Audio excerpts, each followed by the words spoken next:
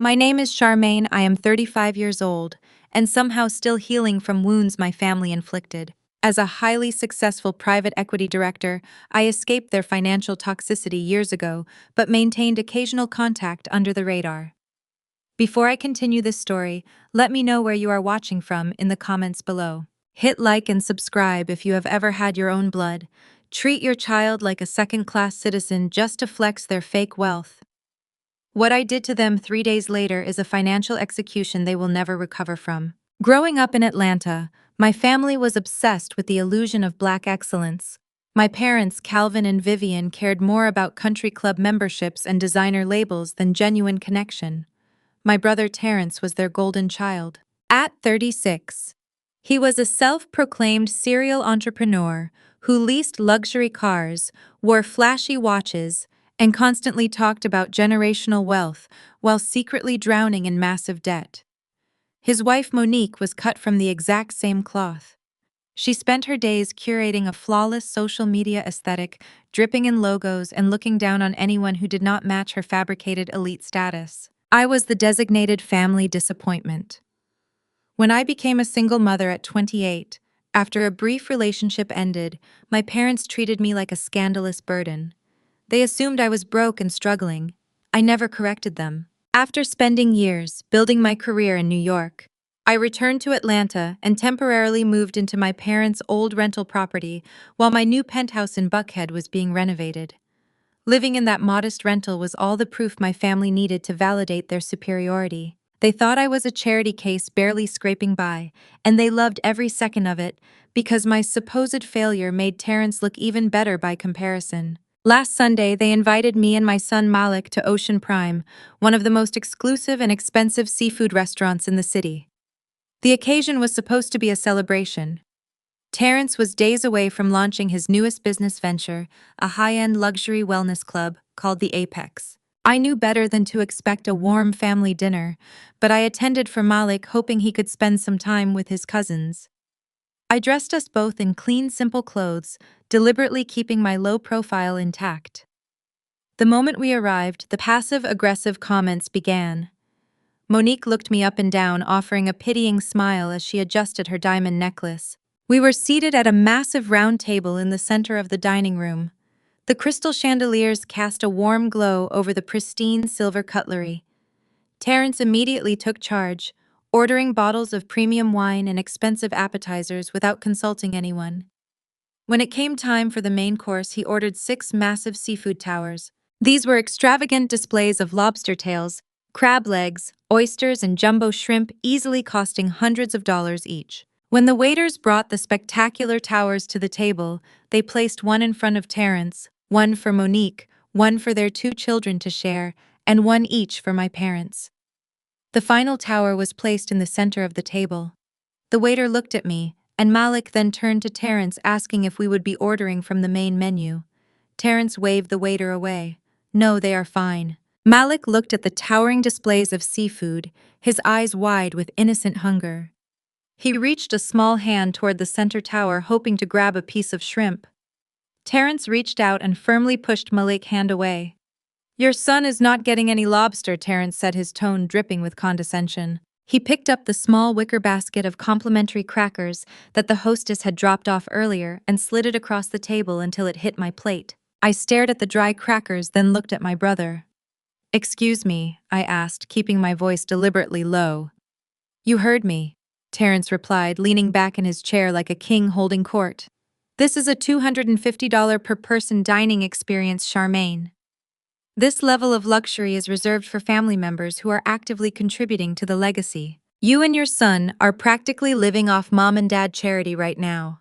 You have not earned a seat at the adult table." I looked at my parents, fully expecting them to reprimand him for speaking to his sister and nephew this way.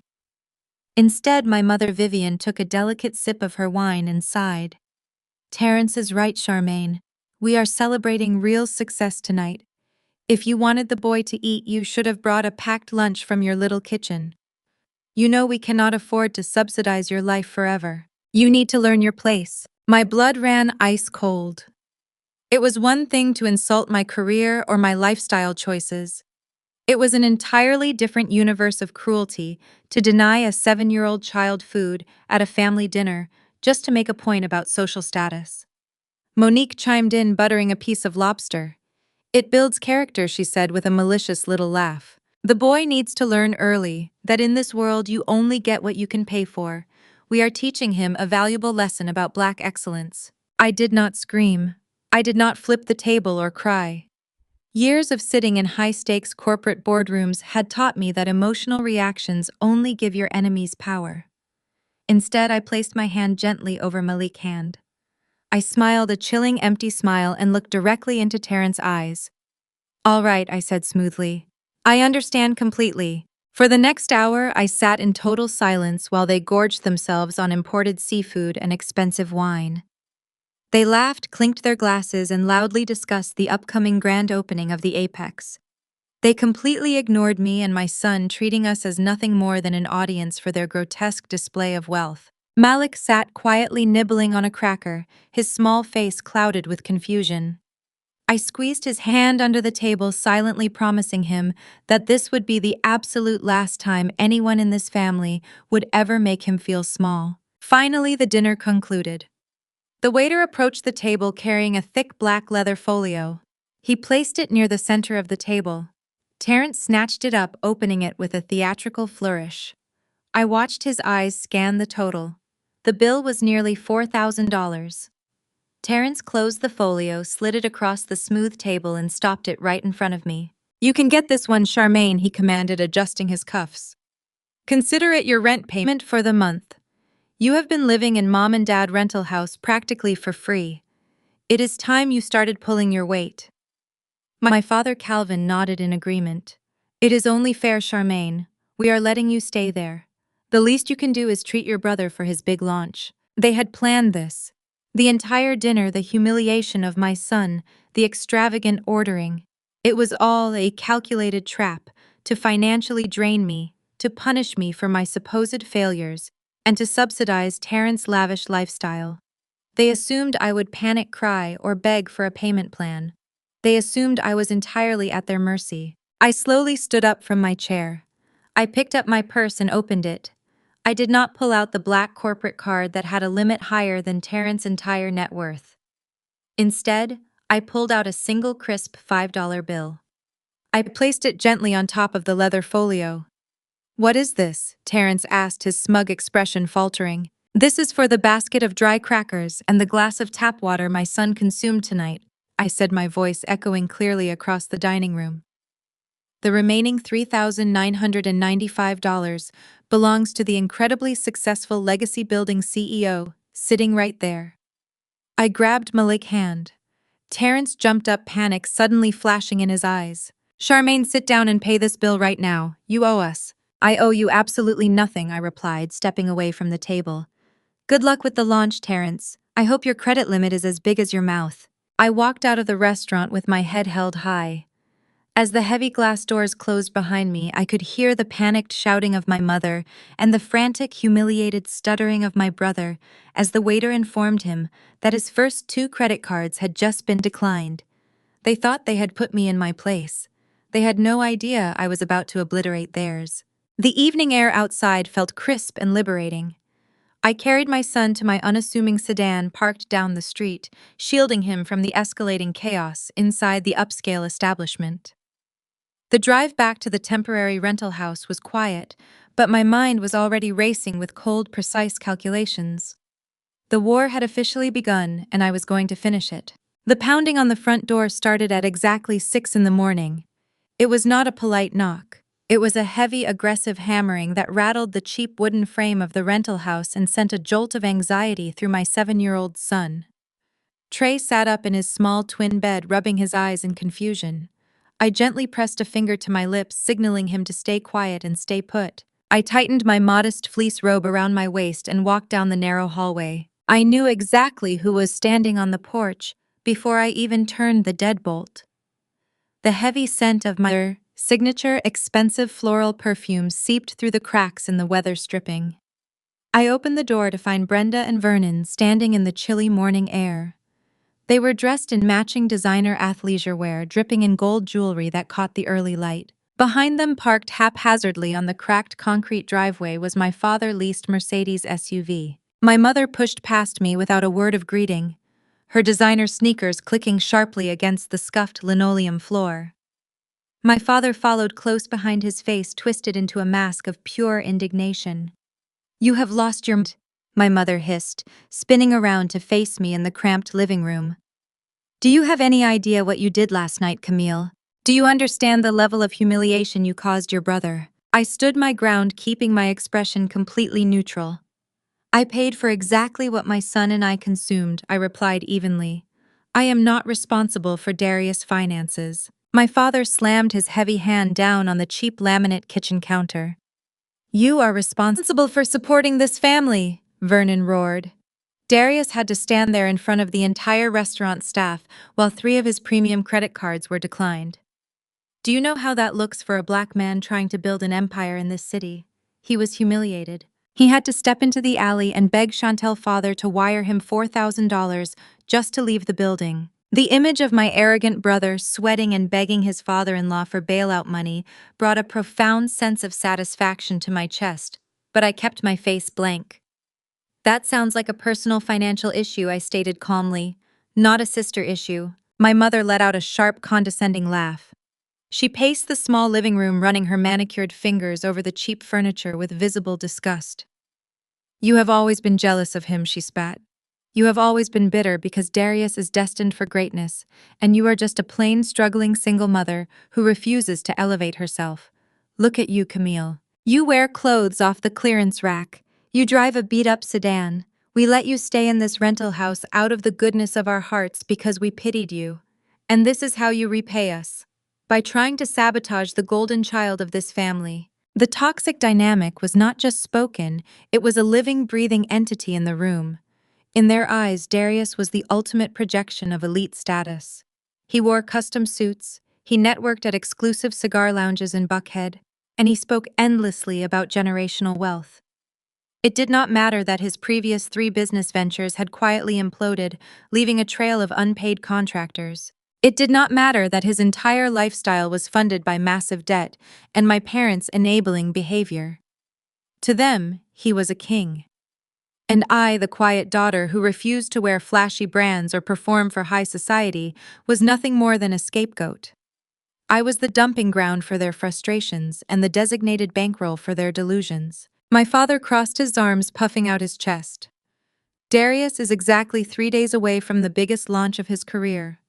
Vernon lectured, his voice echoing in the small house. "The Apex is going to revolutionize Atlanta elite social scene. It is a multi-million-dollar luxury wellness and networking club. Investors are watching him. Politicians are watching him.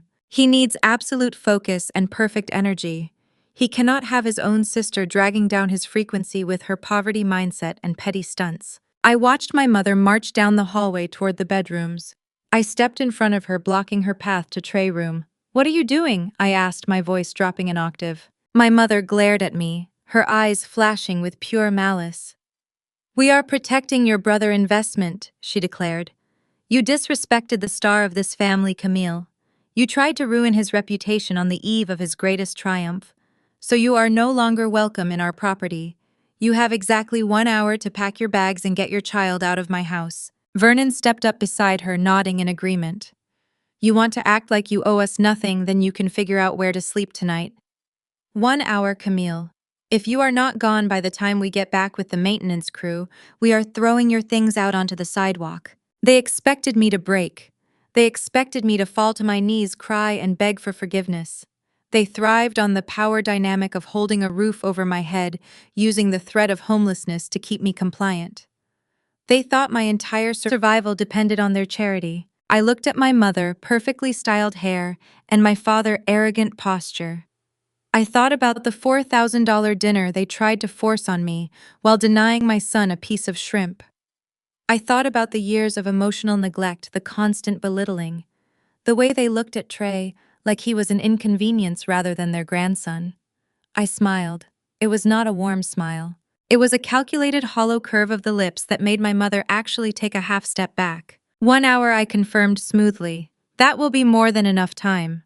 My calm acceptance threw them off balance. Vernon scowled, clearly unsatisfied with my lack of groveling. "You think this is a game," he sneered.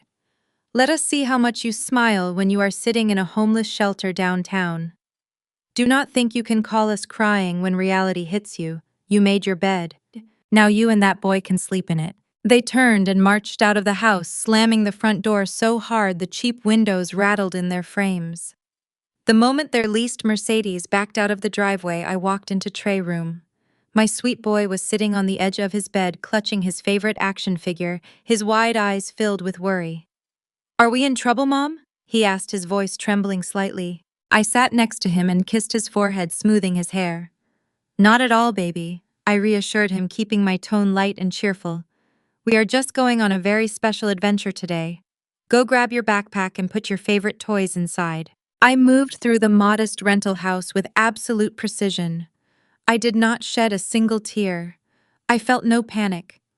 I unplugged Trey's nightlight, folded our simple, unassuming clothes, and zipped them into our worn suitcases. I left behind the cheap furniture my parents had furnished the place with. I wiped down the kitchen counters, ensuring the space was spotless. I wanted to leave them with absolutely nothing to complain about. The facade had to remain perfectly intact. Let them believe they had successfully crushed me. Let them celebrate their petty eviction. 45 minutes later, Trey and I stood on the front porch. The morning air was warming up, signaling another beautiful day in the city. I locked the front door, pulling the cheap brass keys from the ring. I walked over to the mailbox and dropped the keys inside, pulling the red flag up. I loaded our suitcases into the trunk of my standard, unremarkable Toyota Camry. It was the exact type of car my mother despised, a reliable, invisible vehicle that blended into any parking lot. She called it a peasant car. To me, it was the perfect camouflage. I strapped Trey into his booster seat in the back, handing him a juice box and a snack. As I slid into the driver's seat, my phone vibrated in my pocket. It was a text message from my mother. It read, "I hope you learn your lesson, Camille. Family protects family. You chose to be a traitor. Good luck surviving out there." I read the message twice. Family protects family. The hypocrisy was almost poetic. I put the car in drive and pulled away from the curb, leaving the modest rental neighborhood behind. I did not look in the rearview mirror. I did not feel a shred of anxiety about where we would sleep tonight. My parents thought they had just banished a helpless single mother to the streets of Atlanta. They thought they had secured their golden child unbothered ascent to the top of the elite social ladder. They had absolutely no idea who I really was. They had no idea what I had spent the last 8 years building in the shadows of their neglect. And they definitely had no idea that the multi-million-dollar wellness club Darius was launching in 3 days was built on a foundation of gasoline, and I was driving away holding the only match. I steered the Camry toward the highway, merging into the morning traffic. We were not heading to a homeless shelter. We were not heading to a budget motel. The war had officially begun, and my first move was to step entirely out of the illusion they had forced me to live in. I smiled at my son through the rearview mirror as we headed straight toward the wealthiest district in the city. The real Camille was about to clock in. The real Camille was about to clock in. I steered my unassuming sedan onto the highway, heading straight toward Buckhead, the most affluent and exclusive district in Atlanta. The transition from the modest working-class neighborhood of my parents' old rental property to the towering glass and steel structures of the financial district felt like crossing between two different dimensions. The truth was, I belonged entirely to the latter. I pulled off the main avenue and turned into the private, heavily guarded underground garage of the Sovereign, one of the most elite residential high-rises in the entire city. As my standard, Toyota approached the massive wrought iron security gates. The armed guard in the booth immediately stood up straight. He did not ask for my identification. He simply pressed a button, and the heavy gates swung open smoothly. "Good morning, Miss Camille," he said respectfully, tipping his hat. "Welcome home." I gave him a polite nod and drove down to the private executive parking level. I bypassed the rows of Lamborghinis, Bentleys, and customized Range Rovers, parking my plain sedan in my designated spot. I unbuckled Trey from his booster seat, grabbed our 2 small suitcases, and walked toward the private biometric elevator reserved exclusively for penthouse owners. I placed my thumb on the scanner. The doors parted instantly, and the elevator shot up to the top floor of the building, bypassing every other level. When the polished metal doors slid open, we stepped directly into my actual home. It was a sprawling $4.5 million penthouse, featuring floor-to-ceiling windows that offered a breathtaking panoramic view of the entire Atlanta skyline. The morning sunlight poured across the imported Italian marble floors, illuminating the custom-curated artwork, the state-of-the-art open-concept kitchen, and the massive modern living space. Trey dropped his little backpack and let out a squeal of pure joy. "We are finally back," he cheered, running straight toward the hallway that led to his massive custom-designed bedroom. His real bedroom filled with his extensive collection of books, advanced building sets, and panoramic corner windows. I watched him run, feeling a profound sense of relief wash over me. For the past 2 months, I had forced my son to live out of a suitcase in a cramped, dusty rental house just to play a role. Now the performance was officially over. I walked over to the sleek marble kitchen island and poured myself a glass of sparkling water. I stood by the massive windows looking down at the city below. I was not a struggling single mother. I was not a charity case. I was a senior partner and the lead liquidator at one of the most ruthless private equity and corporate restructuring firms on the entire East Coast. My job was highly specialized and incredibly lucrative. I managed hostile takeovers. I handled distressed commercial real estate. When arrogant men in expensive suits ran their corporations into the ground through mismanagement and greed, my firm sent me in to dismantle their crumbling empires. I was the person who analyzed the balance sheets, found the financial rot, and cut out the dead weight without a single ounce of hesitation or remorse. I foreclosed on commercial properties. I liquidated assets. I fired incompetent executives. In the cutthroat world of institutional finance, I was considered an apex predator. For the last 8 years, I had built this massive wealth and high-powered career in complete secrecy while living in New York. I intentionally hid my professional success and my skyrocketing net worth from my parents and my brother. I knew exactly who they were.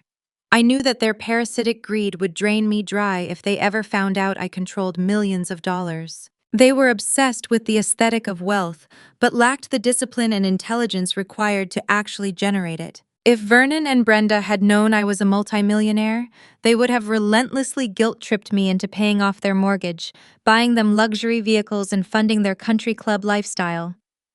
If Darius had known, he would have demanded seed money for his endless string of doomed business ventures, crying about how a successful sister must support her brother. They would have attached themselves to my bank accounts like leeches, sucking away everything I had worked 100 hours a week to build. So I let them believe I was just a low-level corporate worker, making barely enough to survive. I kept my distance, sending polite holiday cards and avoiding their invasive financial questions. The contrast between my reality and my brother's fabricated existence was almost poetic. Darius was the absolute embodiment of fake wealth. He was completely consumed by the need to project elite status to the rest of Atlanta. He leased a brand new luxury SUV, but I knew statistically that men like him scrambled every month just to make the exorbitant payments. I wore flashy designer watches that were either heavily financed or high-end counterfeits. His wife Chantel spent her entire day staging elaborate photo shoots for social media, making sure every visible logo was perfectly angled to hide the fact that they were drowning in a sea of terrible consumer debt. They bought VIP sections at upscale nightclubs on credit cards just so they could pop bottles of champagne and look important for a few fleeting hours. They confused spending money with having money. Meanwhile, I wore plain, unassuming clothing. I drove a reliable, invisible car. But with a single signature on a digital contract, I routinely moved hundreds of millions of dollars across global institutional accounts. True wealth does not need to scream for attention. True wealth is completely silent, unbothered, and dangerously powerful. When my private equity firm decided to open a massive southern headquarters in Atlanta, I was selected to lead the transition. I purchased this penthouse immediately, but it required a massive 2-month custom renovation before it met my precise security and design standards. I could have easily rented a luxury suite at the Ritz-Carlton or the Four Seasons while I waited. I had the capital to live anywhere in the world. Instead, I made a very deliberate choice. I reached out to my parents and asked if Trey and I could stay in their old vacant rental property. I told them I was trying to get back on my feet after a tough transition from New York. It was a test. It was the final definitive opportunity for my family to prove that their love for me and my son was unconditional. I wanted to know if they would embrace us, support us, and treat us with basic human decency, if we had absolutely zero financial value or elite status to offer them. I wanted to see if they could love the scapegoat daughter when she was supposedly at her lowest point. They failed the test in the most spectacular and repulsive way imaginable. Instead of welcoming us, they used my fabricated poverty as a daily ego boost. They reveled in my supposed struggle because it made their empty, flashy lives feel superior. The crowning moment of their failure was that despicable $4,000 lobster dinner. Watching my brother deny my hungry, 7-year-old son a piece of seafood just to assert his fake dominance, watching my mother defend that cruelty while sipping champagne, watching them try to saddle me with a massive bill to cover their gluttony. It was all the proof I would ever need. The eviction this morning was simply the final nail in their coffin. By throwing us out onto the street, just 3 days before Darius' grand business launch, my parents had officially severed the very last thread of familial loyalty I held in my heart. They had declared war on a single mother and her child. They had no idea they had just declared war on a corporate liquidator who dismantled arrogant men for a living. I set my glass down on the marble counter. My phone buzzed in my pocket, pulling my attention away from the sweeping city views. It was my private wealth manager, a brilliant financial analyst, who handled the daily monitoring of my personal and corporate asset portfolios. I answered the call, expecting a routine update on the morning markets. "Good morning, Camille," he said, his tone clipped and unusually urgent. "I need you to log into the secure server immediately. We just received a red alert compliance flag from the Federal Credit Monitoring Bureau regarding your primary Social Security number." I frowned, my corporate instincts instantly taking over. A compliance flag on my personal credentials was highly unusual, given the extreme security measures I employed. "What exactly are we looking at?" I asked, walking briskly toward my private home office. "Someone has initiated a massive commercial credit inquiry using your exact credentials," he explained. "Camille, I am looking at a finalized commercial loan and lease agreement for $2.5 million. Your name and your social security number have been used as the primary financial guarantor for a newly registered corporate entity in Atlanta." I stopped dead in my tracks. A $2.5 million commercial lease. Who registered the entity? I demanded, my voice dropping to a dangerous whisper. My wealth manager typed rapidly on his keyboard. "The corporate entity is registered as the Apex Luxury Wellness Group. The primary operating officer listed on the loan origination document is your brother Darius." The silence in my penthouse suddenly felt absolutely deafening. I stared blankly at the wall, my mind rapidly processing the catastrophic magnitude of what my family had just done. Darius did not have the credit score or the liquid capital to secure a multi-million-dollar commercial space for his flashy new club. He was a financial ghost. So my parents, Calvin and Brenda, had deliberately stolen my social security number from an old tax document I had accidentally left at their house years ago. They had forged my signature. They had committed severe federal identity theft to make me the unwitting financial safety net for Darius' delusional vanity project. If Darius defaulted on this massive commercial lease, which was mathematically inevitable given his history of horrific business failures, the bank would come directly after me. My family had not just insulted my son over a lobster dinner. They had not just evicted me to protect their golden child. They had actively conspired to legally chain me to a $2.5 million anchor of fraudulent debt. They were willing to completely obliterate my financial future, and by extension my son's future, just so Darius could pop champagne and play pretend CEO in front of Atlanta elite. A slow, cold smile spread across my face. It was not a smile of panic or fear. It was the smile of a predator that had just cornered its prey. "Send me the full commercial deed and the holding company information for the building. Darius is trying to lease," I instructed my wealth manager. "I want to know exactly who owns that commercial property." 30 seconds later, the encrypted file arrived in my inbox. I opened the document, scanning the complex legal jargon until I found the registered ownership entity of the building. The commercial property was owned by a holding company named Vanguard Holdings LLC. I let out a soft, chilling laugh that echoed in the quiet office. Vanguard Holdings LLC was a real estate portfolio that had been aggressively acquired last quarter by my private equity firm. I personally oversaw the acquisition. I was not just the forged co-signer on Darius' fraudulent loan. I was effectively the landlord of the very building he was trying to launch his empire in. I was the primary controller of the debt. I held the absolute and unquestionable power of eviction, foreclosure, and immediate loan cancellation. My family thought they had successfully used me as their secret financial stepping stone. They thought they had secured their glamorous future by stepping on my neck. Instead, they had just walked directly into the slaughterhouse and handed the executioner the keys. The grand opening for the Apex was in exactly 3 days. 3 days for me to orchestrate the most devastating public financial dismantling my family would ever experience. I stood in the center of my $4.5 million Buckhead penthouse, pulling the last of Malik action figures from our small travel bag. The floor-to-ceiling windows bathed his custom-designed bedroom in warm afternoon sunlight, casting a golden glow over the imported hardwood floors. After 2 months of forcing my 7-year-old son to live out of a cramped, dusty rental house just to play a role, the performance was finally over. We were home. I watched Malik arrange his toys on his expansive, pristine bookshelf, feeling a profound sense of relief wash over me. The toxic charade was done. My parents had officially evicted me, believing they had cast a helpless single mother out onto the unforgiving streets of Atlanta.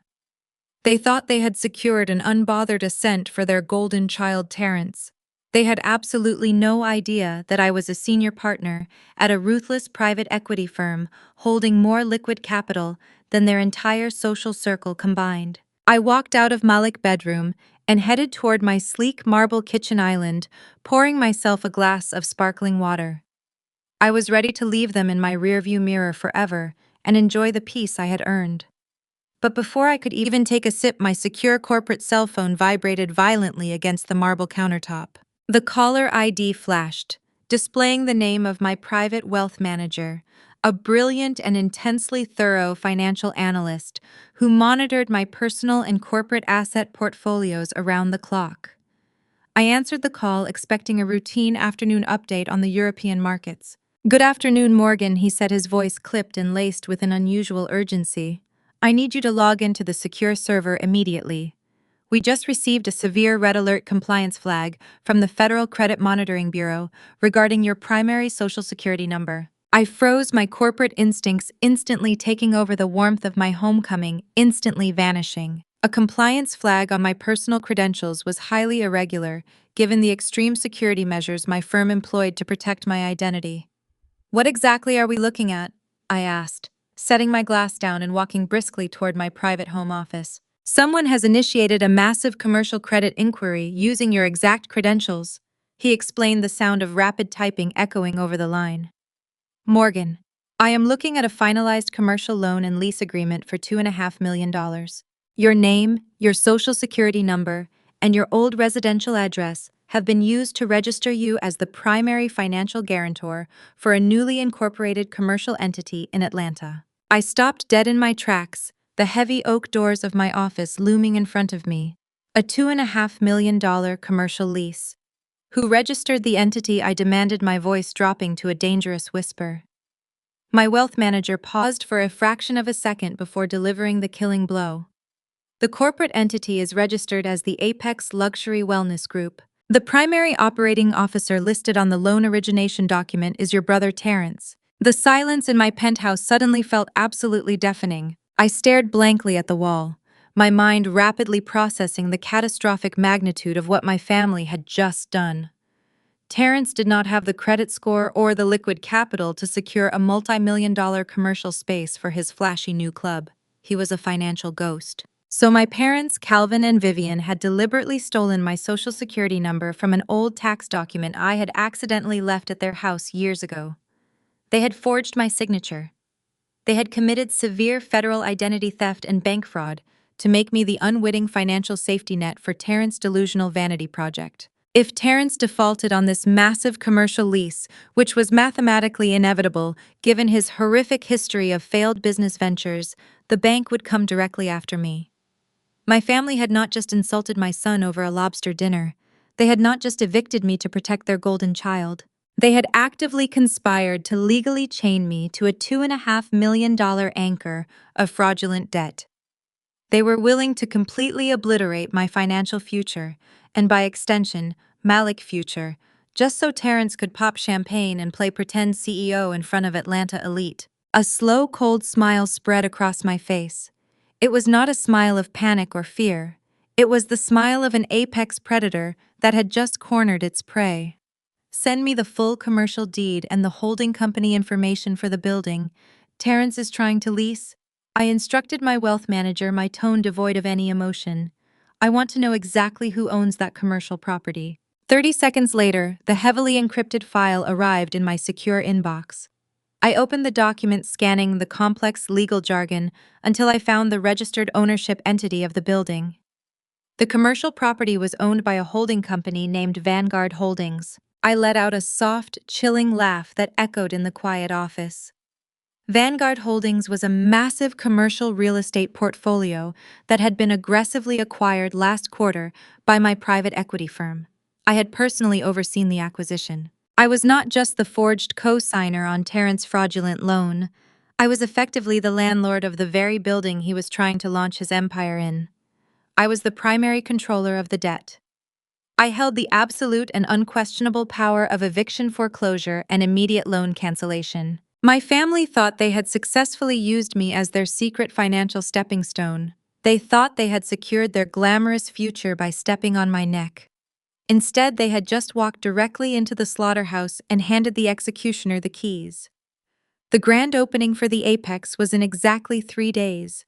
3 days for me to orchestrate the most devastating public financial dismantling my family would ever experience. I sat down in my ergonomic leather chair, resting my hands on the cool mahogany desk.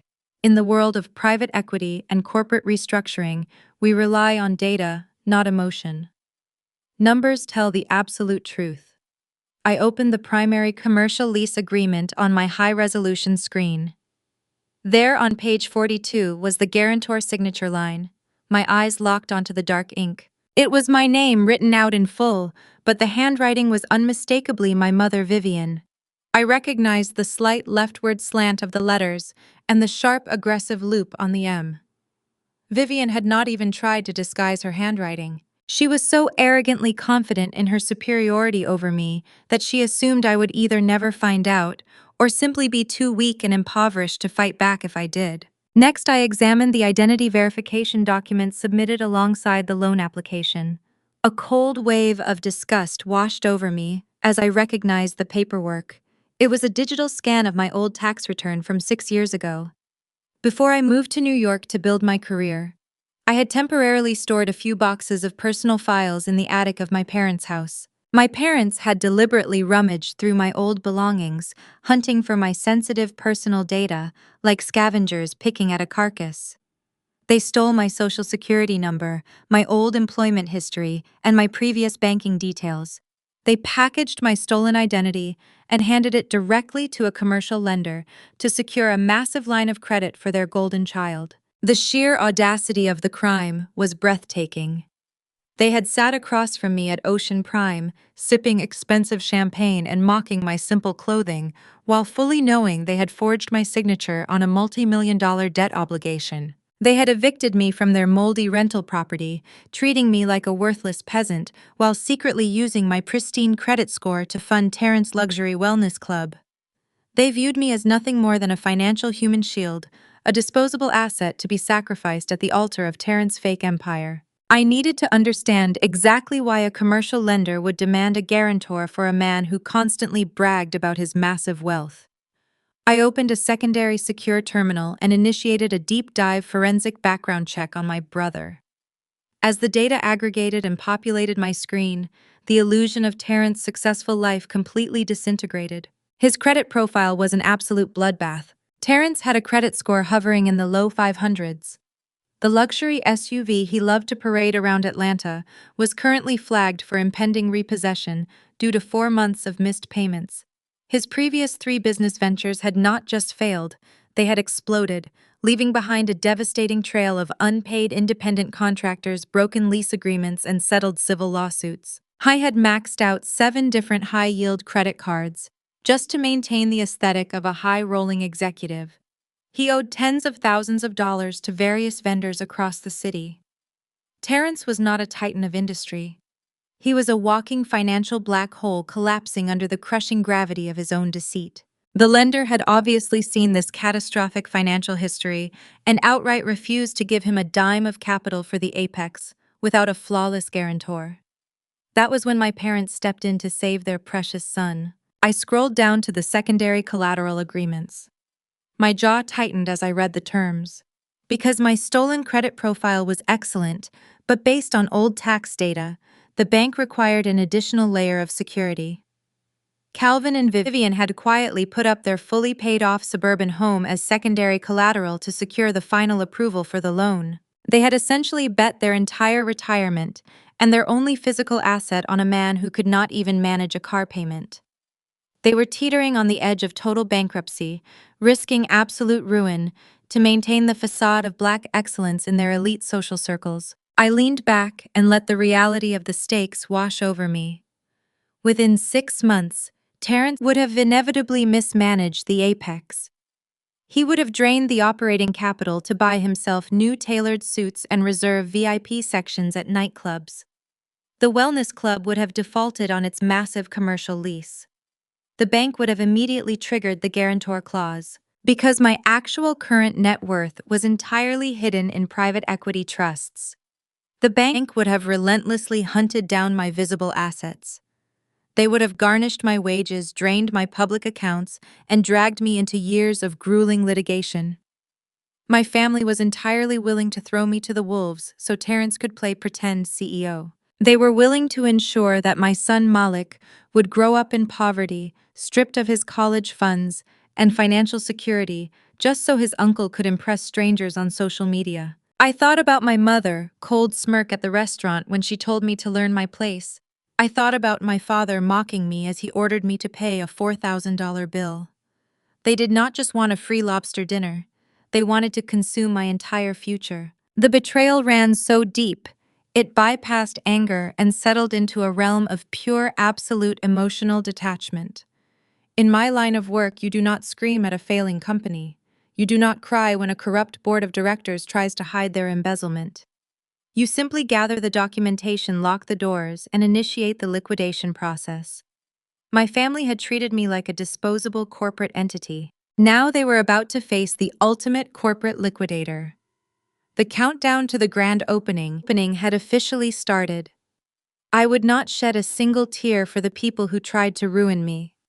I would only focus on the cold, hard numbers of their destruction.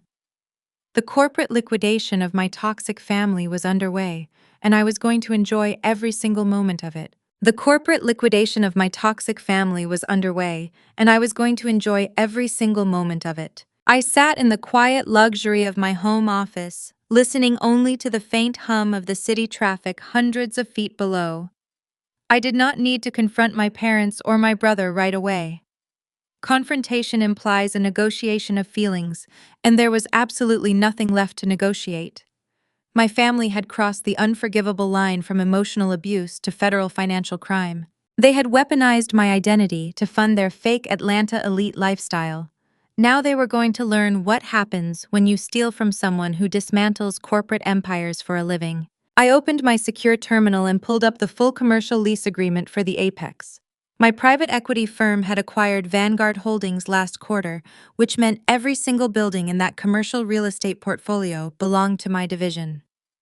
I pulled up the architectural floor plans and the tenant agreements for the massive wellness club Darius was supposedly launching. The arrogance of his business plan was staggering. He had leased 20,000 square feet of premium commercial space in one of the most expensive zip codes in the state. The lease outlined custom imported marble flooring, high-end sauna installations, and a massive champagne bar. I scrutinized the financial covenants attached to the lease. Darius had structured the debt in the most reckless way imaginable. He had front-loaded the loan to pay for aesthetic renovations and luxury marketing campaigns, while leaving the actual operational reserves completely barren. The final $500,000 disbursement of the commercial loan was scheduled to hit his account in exactly 24 hours.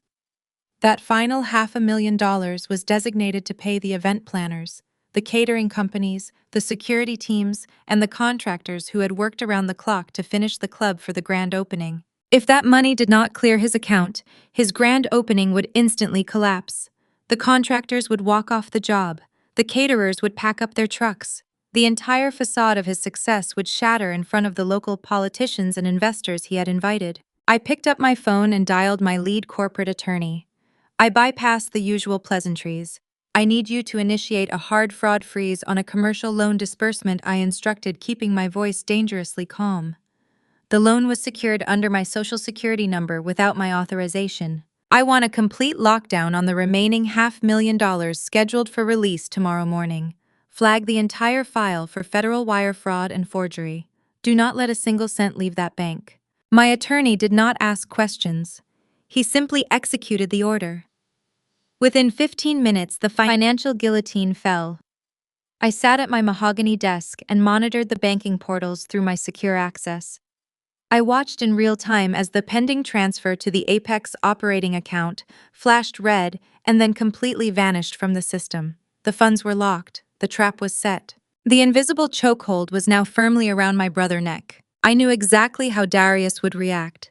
I had studied arrogant men in business for years. When their funding gets cut, they never admit failure. Their fragile egos cannot handle the humiliation of asking for help or delaying a launch. They panic, and they make incredibly stupid decisions to protect their image. I initiated a forensic digital audit on Darius' personal and business accounts using my firm advanced tracking software. It was perfectly legal for me to monitor the accounts since my stolen identity was listed as the primary guarantor. For the next few hours, I watched the digital footprint of his absolute terror. Darius started frantically pinging the commercial lender. I could see the outgoing emails begging for an explanation regarding the frozen funds. The bank compliance officers responded with automated messages, stating the account was under investigation for severe security discrepancies. Darius was completely trapped. He could not tell my parents because they had already risked their fully paid-off suburban home as secondary collateral. He could not tell his status-obsessed wife, Chantel, because her entire identity was tied to being the first lady of this fake empire. I watched his banking activity spiral into pure desperation. By late afternoon, Darius realized the bank was not going to release the money. The contractors were demanding their final payments before the grand launch. The luxury event planners were threatening to pull the catering and the champagne. So Darius did exactly what fake rich men always do when they run out of options. He turned to the shadows. My forensic tracking software flagged a massive incoming wire transfer to his secondary personal checking account. It was a short-term, high-interest bridging loan from a notoriously predatory private lending group in Atlanta. He had essentially borrowed money from loan sharks at a staggering 40% interest rate just to cover the catering and the red carpet setup for his opening night. He was mortgaging his actual life just to maintain the illusion of wealth for one more weekend. It was pathetic, and it was exactly the kind of self-destructive behavior I was counting on. But I was not finished digging. If I was going to dismantle this family, I needed to expose every single layer of their rotten foundation. I turned my attention to Chantel. She was the woman who had mocked my simple clothes at the restaurant. She was the one who had laughed maliciously while denying my son a piece of lobster, saying it built character. I decided to see what kind of character Chantel actually possessed behind her designer sunglasses and curated social media posts. I ran a deep forensic trace on the initial capital that had flowed through the Apex business accounts over the last 6 months. What I found made me shake my head in disgust. While Darius was running around town pretending to be a real estate mogul, his beloved wife was quietly bleeding him dry. I found a recurring series of obscure outbound transfers labeled as generic consulting fees. The money was being siphoned directly from Darius investor funds into a hidden standalone offshore account registered under Chantel's maiden name. She had embezzled nearly $200,000 of her husband's business capital over the last 2 quarters. But the destination of those stolen funds was the true masterpiece of betrayal. I cross-referenced the debit activity on her hidden account. The money was not going toward luxury handbags or spa treatments. It was going toward expensive international vacations, private hotel bookings, and massive cash transfers to a man named Tyrell. I ran a quick background search on the name. Tyrell was Chantel's personal fitness trainer. He was a 20-something gym instructor who frequently appeared in the background of her workout videos on social media. Chantel was not just stealing from the business. She was actively preparing to completely drain the accounts and run off with her personal trainer the moment Darius secured his final round of funding. She had zero intention of staying married to a man she knew was a financial fraud. They were two parasites feeding off each other in a marriage built entirely on lies and deceit. I compiled the bank statements, the wire transfer records, and the hotel receipts into a neat, comprehensive digital file. I saved it securely on my encrypted drive. This was the ammunition I needed for the grand finale. The next morning was the day before the massive grand opening of the Apex. My phone vibrated on the desk. It was a text message from my mother, Brenda. She could not resist the urge to twist the knife one last time. I opened the message and read her words with a cold, steady gaze. It read, "I hope you are thinking about your terrible choices today, Camille. Your brother is making history tomorrow night. He is securing generational wealth for this family. The guest list is full of investors and local politicians. This is what true excellence looks like. I hope you and your son enjoy whatever cheap fast food you are eating in whatever homeless shelter you found. You could have been part of this legacy if you knew how to show respect." I read the message twice. The sheer audacity of her cruelty was breathtaking. She believed she had successfully destroyed a single mother and secured her golden child future. She truly believed her own lies. I did not respond with anger. I did not defend myself. I simply typed a brief, polite reply. "Do not worry about me, Mom," I texted back. "I will definitely be at the grand opening tomorrow night. I would not miss my brother big moment for the world." I set the phone down and walked over to my expansive walk-in closet. I bypassed the casual sweaters and simple dresses I had worn to the rental house. I reached into the back and pulled out a custom-tailored razor-sharp charcoal designer suit. It was the armor I wore when I walked into corporate boardrooms to dismantle failing companies. It was the suit I wore when I executed hostile takeovers. I called my lead attorney and my private corporate security team. I gave them the address for the Apex Wellness Club and instructed them to meet me there exactly 1 hour after the red carpet event began. I gathered the forged loan origination documents, the deed to the commercial property, the forensic audit files exposing Chantel embezzlement, and the formal legal eviction notices. I placed them all into a sleek black leather briefcase. My family had asked for a lesson in excellence. They had demanded I learn my place in their elite world. I was going to grant their wish. I was going to show up to their multi-million-dollar launch party and remind them exactly who owned the building they were standing in. The countdown was over. The execution was scheduled for tomorrow night. I sat in the quiet luxury of my home office, listening only to the faint hum of the city traffic hundreds of feet below. My family did not just want a free lobster dinner.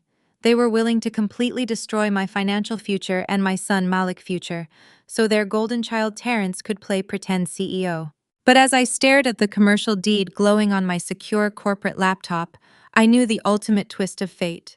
Vanguard Holdings, the entity that owned the prime commercial building Terrence was leasing, belonged to a portfolio recently acquired by my private equity firm. I was not just the forged co-signer on his fraudulent $2.5 million loan. I was effectively his landlord and the primary controller of his debt. I held the absolute, unquestionable power of eviction and immediate loan cancellation. My first instinct as a legal professional was to pick up my phone, call the federal authorities, and report the identity theft. It would have been the fastest way to handle the situation. The police would have arrested my parents, Calvin and Vivian, for forging my social security number, and they would have arrested Terrence for commercial bank fraud. But as I looked at the digital blueprint of the Apex, I realized that a swift arrest was far too merciful. It was too quiet. If they went to jail today, they would spin the narrative. My mother would cry to her elite social circles, claiming a misunderstanding. Terrence would blame the system and play the victim. They did not just want to steal from me, they wanted to humiliate me. They wanted my son to feel like a peasant while they dined on expensive seafood. They wanted to cast me out into the streets to protect their fabricated image of black excellence. They wanted a spectacle. I decided right then and there to give them exactly what they wanted. I was going to enact a cold, systematic financial execution. I did not want them to simply go to jail. I wanted them to climb to the absolute highest peak of their arrogant delusions. I wanted them to stand on the grand stage they had built with stolen money, surrounded by the wealthy Atlanta elite they so desperately wanted to impress. And then I wanted to pull the floor out from under them and watch them free fall. The grand opening of the Apex was exactly 3 days away. The countdown had officially begun, and I was holding the invisible trigger. Day 1 of my strategy required cutting off the oxygen supply to Terrence's fake empire. In the world of commercial real estate, development loans of this magnitude are never handed over in a single lump sum. They are distributed in calculated tranches based on construction milestones and vendor invoices. I pulled up the disbursement schedule for Terrence's commercial loan. The final tranche, a massive sum of $500,000, was scheduled to be released to his operating account this very morning. That $500,000 was designated to cover the final payments for his extravagant grand opening party. It was meant to pay the luxury event planners, the premium catering companies, the high-end security teams, and the imported champagne distributors. If that money did not clear his account today, his entire launch would instantly implode before the doors even opened. I picked up my secure phone and dialed the direct line to my firm's senior compliance director. I bypassed all standard pleasantries. I need to initiate a hard fraud review freeze on a specific commercial loan portfolio. I instructed, my voice devoid of any emotion. The compliance director immediately recognized the severity of my tone. Send me the portfolio identification number, Morgan. What is the precise nature of the flag? The primary guarantor signature and the associated social security number on the $2.5 million lease agreement for an entity called the Apex are entirely fraudulent, I stated clearly. My personal credentials were stolen and utilized without my authorization.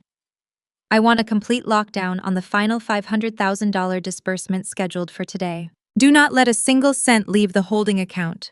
Freeze the entire file pending a federal wire fraud investigation. Understood, Morgan. Initiating the hard freeze right now. The automated systems will lock the operating accounts within 60 seconds. I ended the call and kept my eyes fixed on my monitor. Through my secure executive access, I had a direct view into the banking portal managing the commercial loan. I watched the screen intently, waiting for the digital guillotine to drop. Less than a minute later, the status indicator next to Terrence's final disbursement shifted from a green pending symbol to a harsh flashing red alert. The account was officially locked. The funds were frozen. The invisible chokehold was now firmly secured around my brother's neck. Now the real entertainment would begin. Through my network and the advanced digital tracking tools at my disposal, I observed the immediate fallout. In commercial banking, when a fraud freeze is initiated on a primary account, any automated vendor payments attached to that ledger are instantly rejected. I watched the dominoes start to wobble and crash in real time. At exactly 10 in the morning, a massive payment of $45,000 to a luxury event coordination company bounced due to insufficient funds. 20 minutes later, a $30,000 payment to a premium seafood and catering distributor, the very people hired to supply the Lobster towers for his VIP guests, was aggressively rejected. A $15,000 invoice for custom floral arrangements failed to process. The rejections piled up one after another, painting a digital picture of absolute financial catastrophe. I could only imagine the sheer terror gripping Terrence as his phone began to ring. I pictured him sitting in his leased luxury SUV, wearing a custom-tailored suit, pretending to be a master of the universe, while event planners and angry caterers demanded their money. My digital monitoring software flagged his frantic response. Terrence immediately started making desperate calls to the commercial lender. I could see the rapid succession of outgoing emails sent from his business account, begging his loan officer to explain why the final funds were not clearing. The bank automated compliance system responded with standard sterile warnings. His account was under investigation for severe security discrepancies, and no funds would be released until the guarantor, meaning me, verified the signature in person. Terrence was completely trapped.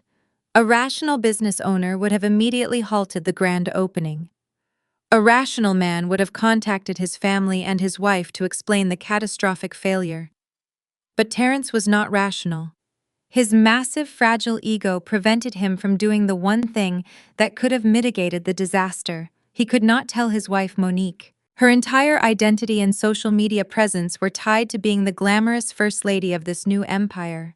If he admitted he was broke, she would abandon him instantly. More importantly, he absolutely could not tell my parents. They had staked their entire reputation in their affluent social circles on this launch.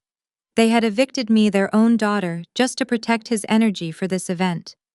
They had secretly put their fully paid-off suburban home up as secondary collateral to secure the loan. If he admitted the bank had frozen the funds, my parents would realize their house was on the line. Terrence was too much of a coward to face their disappointment.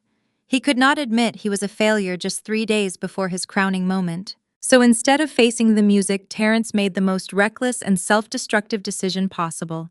He decided to double down on the lie. My tracking software alerted me to a new, highly suspicious financial movement. Since the bank had frozen his legitimate commercial accounts, Terrence began utilizing his secondary personal checking account. I watched as he frantically scrambled to secure replacement capital to pay the angry vendors and keep the grand opening alive. He could not get a traditional bank loan because his credit score was ruined. He could not ask our parents because they had already leveraged everything they owned. He turned to the shadows. He reached out to a notoriously predatory private lending group operating in Atlanta.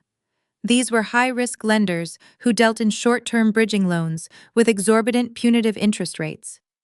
They were loan sharks dressed in corporate suits. They did not care about business plans or credit scores. They only cared about leveraging physical assets and bleeding their desperate clients dry. I watched the transaction history update on my screen. Terrence had authorized a toxic bridging loan of $150,000 just to cover the immediate bounced payments for the party planners and the caterers. The terms of the loan were absolutely suicidal. He was agreeing to a 40% interest rate with massive daily penalties for late repayment. I was essentially mortgaging his actual life and taking on dangerous just to maintain the illusion of wealth for one single weekend. A fresh wave of profound disgust washed over me. He was literally destroying his own life just to buy expensive champagne and lobster for people who did not actually care about him. He was digging his own grave deeper and deeper with every frantic signature. I leaned back in my chair, taking a slow sip of my sparkling water. The cool liquid matched the absolute chill in my veins. Day 1 of the countdown was a complete and undeniable success. I had choked off his legitimate money supply, forcing him to resort to desperate measures. He was now running on borrowed time and extremely toxic debt. I thought he was saving his grand opening by paying off the caterers, but he was merely setting the stage for a much more explosive collapse. My phone vibrated violently against the smooth desk, interrupting my thoughts. It was a text message from my mother, Vivian. I picked up the device and read her words with a cold, steady gaze. It read, "I hope you are enjoying your new reality, Morgan. We just finalized the red carpet details for your brother launch. Family protects family. You chose to be bitter. Good luck out there in the real world." I read the message twice and smiled. I did not reply. Let them enjoy their fake victory for 2 more days. Let them bask in their delusional superiority while the ground crumbled beneath their feet. I closed my laptop, securing the digital files into an encrypted folder. Tomorrow was day 2, and it was time to dig into the deepest, darkest secrets of my sister-in-law, Monique. The fragile facade was cracking, and I was ready to shatter the glass completely. The fragile facade was cracking, and I was ready to shatter the glass completely. Morning broke over the Atlanta skyline, painting the floor-to-ceiling windows of my penthouse in brilliant shades of gold and amber. Day 2 of my financial execution had officially arrived. While Terrence was likely waking up in a cold sweat, drowning in the reality of his frozen commercial accounts and predatory loan shark debts, I was sitting at my mahogany desk, sipping espresso, and initiating a ruthless forensic audit. I did not need to guess what my family was hiding. In the world of high-stakes private equity, we rely on hard empirical data. Numbers never lie, and they never care about your elite social standing. Since Calvin and Vivian had committed federal identity theft by forging my social security number to guarantee Terrence's loan, I possess the absolute legal right to investigate the financial health of the primary debtor and his associated partners. I logged into my firm's highly secure investigative portal. I bypassed the standard surface-level credit checks and deployed a deep-dive algorithmic trace on Terrence and Monique's personal banking histories. I wanted to see every single wire transfer, every hidden offshore account, and every deleted transaction from the last 48 months. I started with Monique. She was the woman who had sat across from me at Ocean Prime, dripping in diamonds she could not afford, laughing maliciously while my son Malik was denied a basic meal. She carried herself like Atlanta royalty, constantly updating her social media with curated images of expensive champagne luxury vacations and designer handbags. She looked down on me because I wore simple clothes and drove a standard sedan. She truly believed her fabricated internet aesthetic made her superior. As the financial data populated my monitors, her flawless image instantly disintegrated into a pathetic criminal conspiracy. I traced the initial flow of investor capital that Terrence had managed to scrape together over the last year. He had convinced a handful of minor local investors that the Apex would be the crowning jewel of black excellence in the city. But that money was not going toward luxury gym equipment or high-end marketing. It was being systematically siphoned out the back door. Monique had set up a complex web of obscure shell companies registered under her maiden name. I watched the digital trail of her theft light up my screen in bright red warnings. Every time Terrence deposited a check from a new investor, Monique quietly skimmed 15% right off the top. She labeled the outbound wire transfers as generic consulting fees and offshore marketing retainers. But the money was not staying in Georgia. She was funneling the stolen capital directly into a hidden banking account in the Cayman Islands. She had embezzled nearly $300,000 over the last year, right under her arrogant husband's nose. But the ultimate layer of her betrayal was not just the theft. It was what she planned to do with the money. I cross-referenced the debit activity linked to that offshore account. The funds were being used to purchase first-class open-ended tickets to Dubai and to secure a long-term lease on a luxury beachfront villa. The secondary name registered on the villa lease was not Terrence. It was Tyson. I ran a rapid background check on the name. Tyson was a 24-year-old personal fitness trainer who worked at a mid-level gym in the suburbs. He was the same muscular trainer who constantly appeared in the background of Monique's daily workout videos on social media. She was not just stealing her husband's business capital. She was actively preparing to completely drain the remaining operating accounts and flee the country with her personal trainer the exact moment the Apex launched. She knew Terrence was a massive financial fraud, and she had zero intention of going down with his sinking ship. She was planning to abandon him on his opening night, leaving him to face the furious investors and the federal authorities entirely alone. She had sat at that restaurant judging my capability as a mother while actively orchestrating a massive federal embezzlement scheme. She thought she was a mastermind playing chess while everyone else played checkers. But she was just a sloppy amateur leaving a massive digital footprint that took me less than 20 minutes to completely uncover. I exported the wire transfer confirmations, the fraudulent consulting invoices, and the Dubai Villa lease agreement into a secure encrypted folder. This was the exact ammunition I needed to publicly humiliate her. I was going to hand Terrence the loaded gun and let him discover that his beautiful, loyal, high society wife was nothing more than a parasite feeding off a sinking ship. Next, I turned my clinical focus to my parents, Calvin and Vivian. They were the architects of this entire toxic dynamic. They had enabled Terrence's reckless behavior, his entire life constantly bailing him out and protecting him from the consequences of his own arrogance. They had stormed into my rental house yesterday morning screaming at me, treating me like a worthless peasant who had disrespected their golden child. They had callously evicted me and my son, telling me they hoped we ended up in a homeless shelter. they proudly declared they were protecting the family legacy. I initiated a deep property and asset search on their primary residence. My parents lived in a massive, sprawling suburban estate in a highly coveted neighborhood. They hosted lavish summer barbecues and elegant holiday parties, constantly bragging to their affluent friends that the property was fully paid off.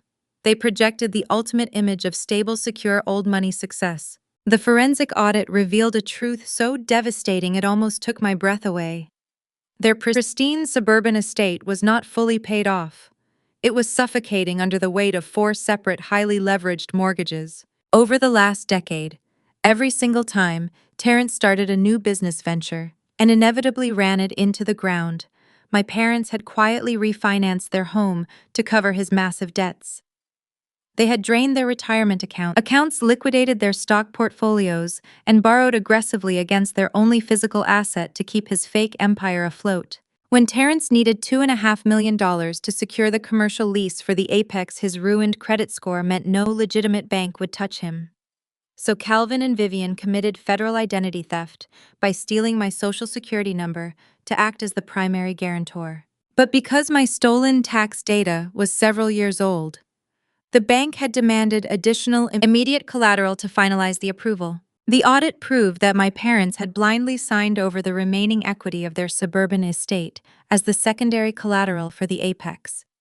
They had literally bet their entire lives, their shelter, and their survival on a luxury wellness club that was currently operating on stolen money and predatory loan shark debt. They were not wealthy elite socialites. They were completely destitute.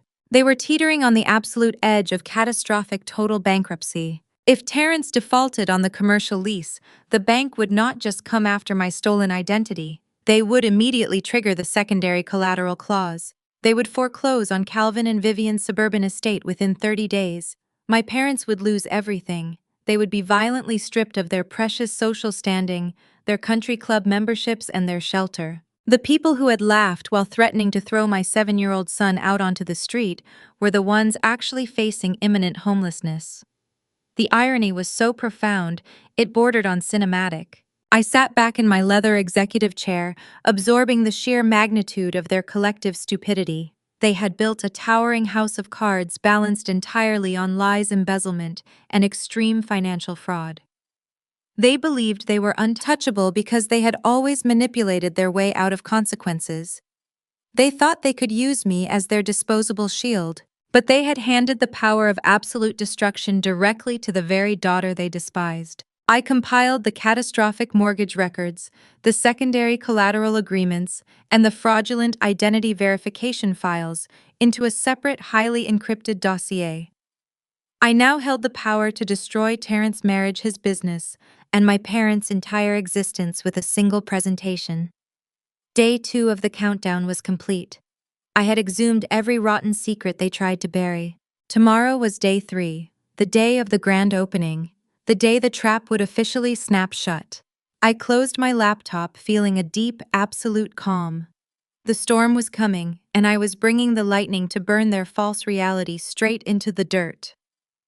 I walked over to the expansive living room windows and looked out at the sprawling city. Everything was falling perfectly into place for the final execution. The countdown clock was ticking toward zero. When the sun rose on the 3rd day of my financial execution, the sky over Buckhead was a brilliant, piercing blue. It was the morning of the grand opening for the Apex. Today was the day my brother Terrence intended to solidify his fabricated legacy as a titan of Atlanta elite society. Through my private security contacts and network of commercial real estate brokers, I already knew exactly what the venue looked like. Terrence had spared absolutely no expense blowing every single cent of that toxic 40% interest loan shark money on surface-level aesthetics. He had ordered custom velvet ropes to line the entrance. A massive crimson red carpet stretched from the valet, drop-off all the way to the imported mahogany front doors. Inside, catering staff were busy erecting a towering pyramid of crystal champagne glasses. Terrence had invited everyone who mattered in his shallow universe. Local politicians, social media influencers, and wealthy angel investors he hoped to con into funding his next non-existent venture. He wanted a coronation. He wanted the entire city to bow down to his genius. At exactly 2 in the afternoon, my secure phone buzzed on the marble kitchen island. I picked it up and found a new text message from my mother Vivian. She simply could not help herself. The urge to kick me while she believed I was permanently down was too intoxicating for her to resist. I opened the message. It was a high-resolution photo of Vivian standing proudly on the freshly unrolled red carpet. She was wearing a blindingly expensive sequined gown, holding a glass of champagne, and smiling with an air of absolute supreme arrogance. Beneath the photo was a block of text that perfectly encapsulated her rotten soul. It read, "This is what true success looks like, Morgan. Your brother is making history tonight. He is securing a permanent seat at the table for this family. I hope you and your son enjoy whatever cheap fast food you are eating in whatever homeless shelter you manage to crawl into. You could have been part of this legacy if you just knew how to show respect. Do not even think about showing up to beg." I stared at the screen, feeling a profound sense of closure. If there had been even a microscopic fraction of a percentage of guilt left in my heart regarding what I was about to do to them, that text message completely eradicated it. My mother was actively celebrating my supposed homelessness. She was gleefully weaponizing my fabricated poverty while physically standing inside a commercial building that I owned. I did not respond to the message. I did not waste a single keystroke defending myself or attempting to match her toxic energy. I simply locked the phone and set it down. It was time to get dressed for work. When I handled corporate takeovers in New York, I learned very quickly that power is projected before a single word is ever spoken. I walked into my expansive master closet and bypassed the colorful evening gowns and casual daywear. I reached into the protective garment bags at the very back and pulled out my armor. It was a custom-tailored, razor-sharp obsidian black designer suit. The cut was immaculate, the fabric imported, and the silhouette screamed uncompromising authority. I paired it with a crisp white silk blouse and black stiletto heels that echoed like a gavel striking wood with every step I took. I pulled my hair back into a sleek, severe bun, leaving no room for softness. I applied a minimalist layer of makeup, focusing on a dark, bold lip color. When I looked in the full-length mirror, I did not see a discarded daughter or a pitied single mother. I saw the apex predator of private equity. I saw the executioner. I walked back to my home office to gather my arsenal. I opened the biometric safe hidden behind a false panel in the oak bookshelf and extracted the heavy black leather briefcase I used for high-level liquidations.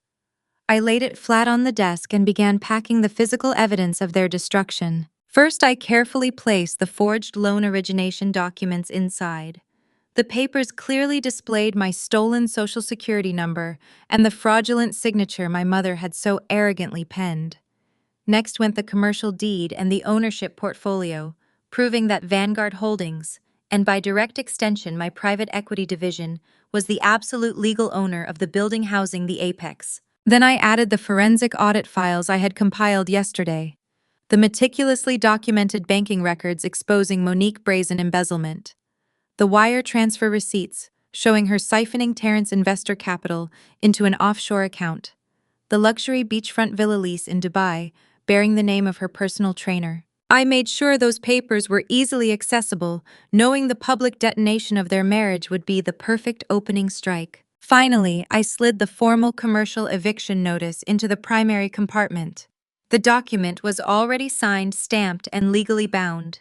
It mandated the immediate vacation of the premises due to severe breach of contract and federal wire fraud. I snapped the briefcase shut, the metallic click echoing loudly in the quiet office. I picked up my phone and dialed my lead corporate attorney, Elias. He answered on the first ring. "Are all the preparations finalized?" Elias, I asked, keeping my tone strictly professional. "Everything is locked and loaded, Morgan," he replied, his voice steady and confident. "The local authorities have been placed on standby regarding the fraudulent loan origination. The secondary collateral freeze on your parents' suburban estate is primed and ready to execute the moment Terrence defaults tonight. I am currently downstairs in the lobby with the security detail." "Excellent," I said. "I will be down in 5 minutes." I grabbed the briefcase and walked out of the office. I stopped by Malik's room to kiss his forehead. He was happily engaged in a massive building block project entirely insulated from the chaos brewing in the city below. I had arranged for his favorite private nanny to stay with him for the evening, ensuring his peace remained completely undisturbed. I took the private elevator down to the executive parking level. When the polished metal doors opened, I stepped out into the cavernous garage and walked toward a sleek black chauffeur-driven SUV waiting near the exit. Elias was standing by the open rear door holding a tablet and reviewing the final legal memorandums. He wore a sharp navy suit and exuded the calm, clinical demeanor of a man who destroyed fraudulent corporations for a living. Standing behind him were two towering private security contractors. They were former military operatives I kept on retainer for particularly volatile corporate evictions. They wore matching dark suits, discreet earpieces, and expressions carved from stone. They did not look like nightclub bouncers. They looked like an elite strike team ready to pacify a hostile threat. "Good evening, Morgan," Elias said, stepping aside so I could enter the vehicle. "The target location is currently at maximum capacity. Our inside contacts report that Terrence is holding court near the main champagne bar, giving interviews to a few local lifestyle bloggers." "Perfect," I replied, sliding into the luxurious leather seat. "The higher he climbs, the harder the impact will be when he hits the concrete." Elias climbed into the seat across from me, and the two security contractors seamlessly loaded into the front. The heavy doors closed, sealing us in a quiet, climate-controlled bubble. The driver smoothly navigated the heavy armored SUV out of the underground garage and merged onto the bustling streets of Buckhead. The ride to the venue took exactly 22 minutes. I spent that time staring out the tinted windows, watching the city lights blur past. I thought about the sheer audacity of my family. I thought about the $4,000 dinner they had tried to saddle me with just days ago. I thought about my mother gleefully evicting me and texting me photos of her red carpet triumph while wishing poverty upon my child. They truly believed they had engineered the perfect crime. They believed they were brilliant, untouchable elites who could sacrifice their own blood to fuel their glamorous delusions. They forgot the most basic rule of finance. Every debt eventually comes due. As our SUV turned onto the main commercial avenue, I could see the blazing searchlights sweeping across the night sky. The street leading up to the apex was choked with luxury vehicles and valet attendants scrambling to keep up with the influx of guests. The front entrance of the building was a spectacle of flashing cameras, pulsing music, and velvet ropes holding back a crowd of eager attendees. My driver bypassed the chaotic valet line and pulled the heavy SUV directly up to the main curb, stopping right at the edge of the crimson-red carpet. The sudden aggressive arrival of the blacked-out vehicle caused a ripple of confusion among the crowd. A few of the hired event security guards stepped forward, looking uncertain about how to handle the disruption. I looked at Elias and gave a single sharp nod. "It is time to clock in." The security contractors stepped out first, moving with terrifying efficiency to secure a perimeter around the rear door. Elias stepped out next, holding his legal portfolio against his chest.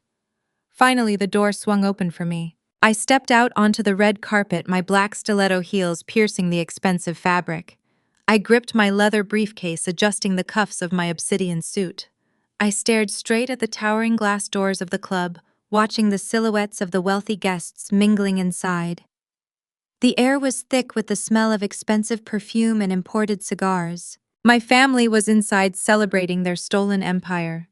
They were raising glasses of champagne paid for by loan sharks, standing on marble floors, leased with my stolen identity. They were about to learn that the scapegoat daughter had not come to beg. She had come to collect. I stepped off the red carpet and walked directly toward the towering imported mahogany front doors of the Apex. The heavy bass of a hip-hop track thumped against the thick glass, vibrating through the soles of my stilettos. The air outside was thick with the scent of expensive cigars and the humid warmth of the Atlanta night. Through the massive glass panes, I could see the extravagant culmination of my family's stolen empire. The interior of the wellness club was a masterclass in superficial luxury. Towering installations of white orchids flanked a massive custom-built champagne bar, where bartenders in crisp black vests poured endless glasses of premium vintage reserves. Waiters circulated through the dense crowd, carrying silver trays loaded with the same gourmet lobster and prime rib they had so gleefully denied my son just 3 days ago. The room was absolutely packed with the exact demographic my brother Terrence and his wife Monique spent their entire lives trying to impress. Local politicians dressed in tailored suits mingled with high-profile social media influencers dripping in diamonds and flashing bright artificial smiles. Wealthy angel investors stood in small clusters sipping their drinks and nodding along to the ambient music. It was a flawless projection of elite black excellence, built entirely on a foundation of federal wire fraud and my stolen social security number. At the center of the main atrium, standing on a slightly elevated marble platform, was Terrence. He was in his element. He wore a custom velvet tuxedo jacket that likely cost more than his actual net worth. He held a sleek silver microphone in his right hand, basking in the glow of the professional spotlights that had been arranged specifically to highlight his presence. How was the king of his fabricated castle? "We are making history tonight," Terrence announced into the microphone, his voice booming through the state-of-the-art surround sound system. The crowd offered a polite smattering of applause and appreciative murmurs. This club is not just a business. It is a monument to what we can achieve when we focus on building true generational wealth. The apex is about legacy. It is about grinding through the obstacles, overcoming the doubters, and securing a permanent seat at the table for our people. We built this empire from the ground up through sheer determination and relentless hard work. Listening to his pompous speech from outside the doors almost made me laugh. He was lecturing an audience of millionaires about hard work and legacy, while secretly drowning in toxic loan shark debt and operating a business solely because my parents had committed severe identity theft to guarantee his lease. The sheer scale of his delusion was staggering. I gave Elias a brief nod. My lead corporate attorney adjusted his legal portfolio, taking his position firmly at my right side. The two former military security contractors stepped forward, moving in perfect synchronization. One of them reached out and pulled open the heavy mahogany doors, holding them wide to clear my path. I walked into the grand atrium, and the atmospheric shift was instantaneous. I did not look like a party guest. I looked like an invading force. My razor-sharp obsidian black suit cut a stark contrast against the glittering sequined gowns and flashy designer outfits of the club attendees. My security detail flanked me with cold, calculated precision, scanning the room for any potential physical threats. Elias walked beside me, projecting the undeniable aura of high-level corporate litigation.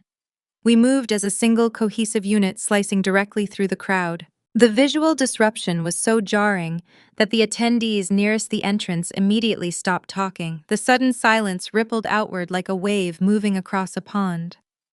People turned their heads to look at us, their expressions shifting from polite party engagement to sheer confusion. A few guests hastily stepped out of our way, parting the crowd and creating a clear, unobstructed path straight down the center of the room. Up in the DJ booth, the sound engineer noticed the sudden shift in the crowd dynamic.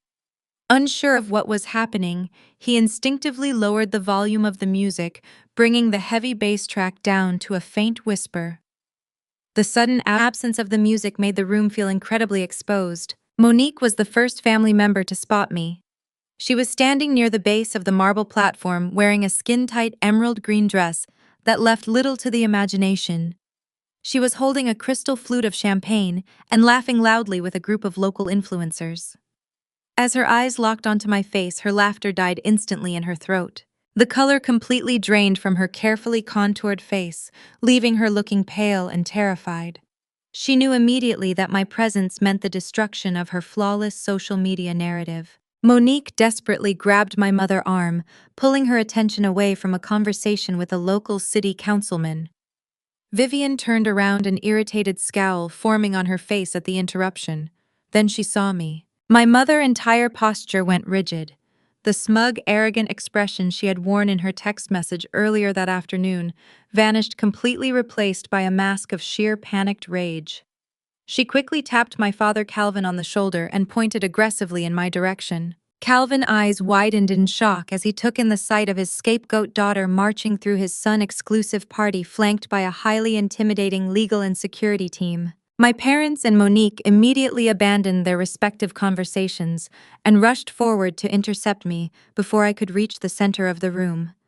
They moved with frantic, desperate energy, terrified that my presence would somehow reveal the truth behind their elite facade. "What the hell do you think you are doing, Camille?" Vivian hissed, stepping directly into my path and attempting to physically block my forward momentum. Her voice was kept low, a harsh, venomous whisper designed to avoid alerting the wealthy guests standing just a few feet away. "I told you to stay away from here. You are going to embarrass this family. Get out right now before I have you thrown into the street." Calvin stepped up beside her, his chest puffed out in a pathetic display of intimidation. "You have lost your mind coming here looking like this," he growled, his face flushed with anger. "This is a private corporate event. You have absolutely no business being in this building. Turn around and walk back out those doors, or I swear I will make you regret it." Monique leaned in, her eyes darting nervously toward the influencers she had just been speaking with. "Are you trying to ruin my husband launch?" she whispered fiercely. "You are just bitter because you are a miserable, struggling single mother and Terrence is a massive success. Leave now before you humiliate yourself any further." I did not stop walking. I did not break my stride for a single fraction of a second. I looked at my mother, my father, and my sister-in-law with eyes completely devoid of any emotion. I did not argue with them. I did not defend my presence. I simply kept moving forward, maintaining my absolute focus on the stage. As my parents attempted to stand their ground and physically impede my progress, my two private security contractors executed a flawless maneuver.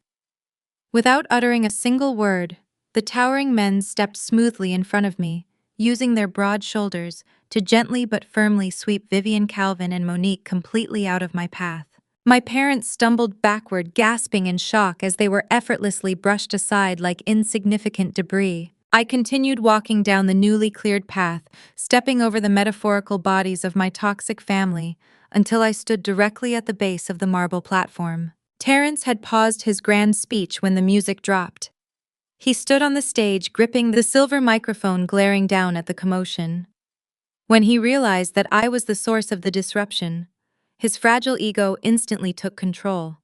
He was completely blinded by his own arrogance, unable to recognize the danger standing right in front of him. I thought I was just the quiet, defeated sister he had bullied over a lobster dinner 3 days ago. "It looks like we have an uninvited guest trying to disrupt our celebration," Terrence announced into the microphone, his voice dripping with condescension and false bravado. The entire room turned to stare at me. Terrence smirked, playing to the audience. He raised his hand and snapped his fingers loudly, echoing through the silent room. "Security," he yelled, pointing the microphone directly at my face. "Remove this woman from my premises immediately. She is trespassing on private property." At the back of the room, the hired head of security for the event began pushing his way through the crowd.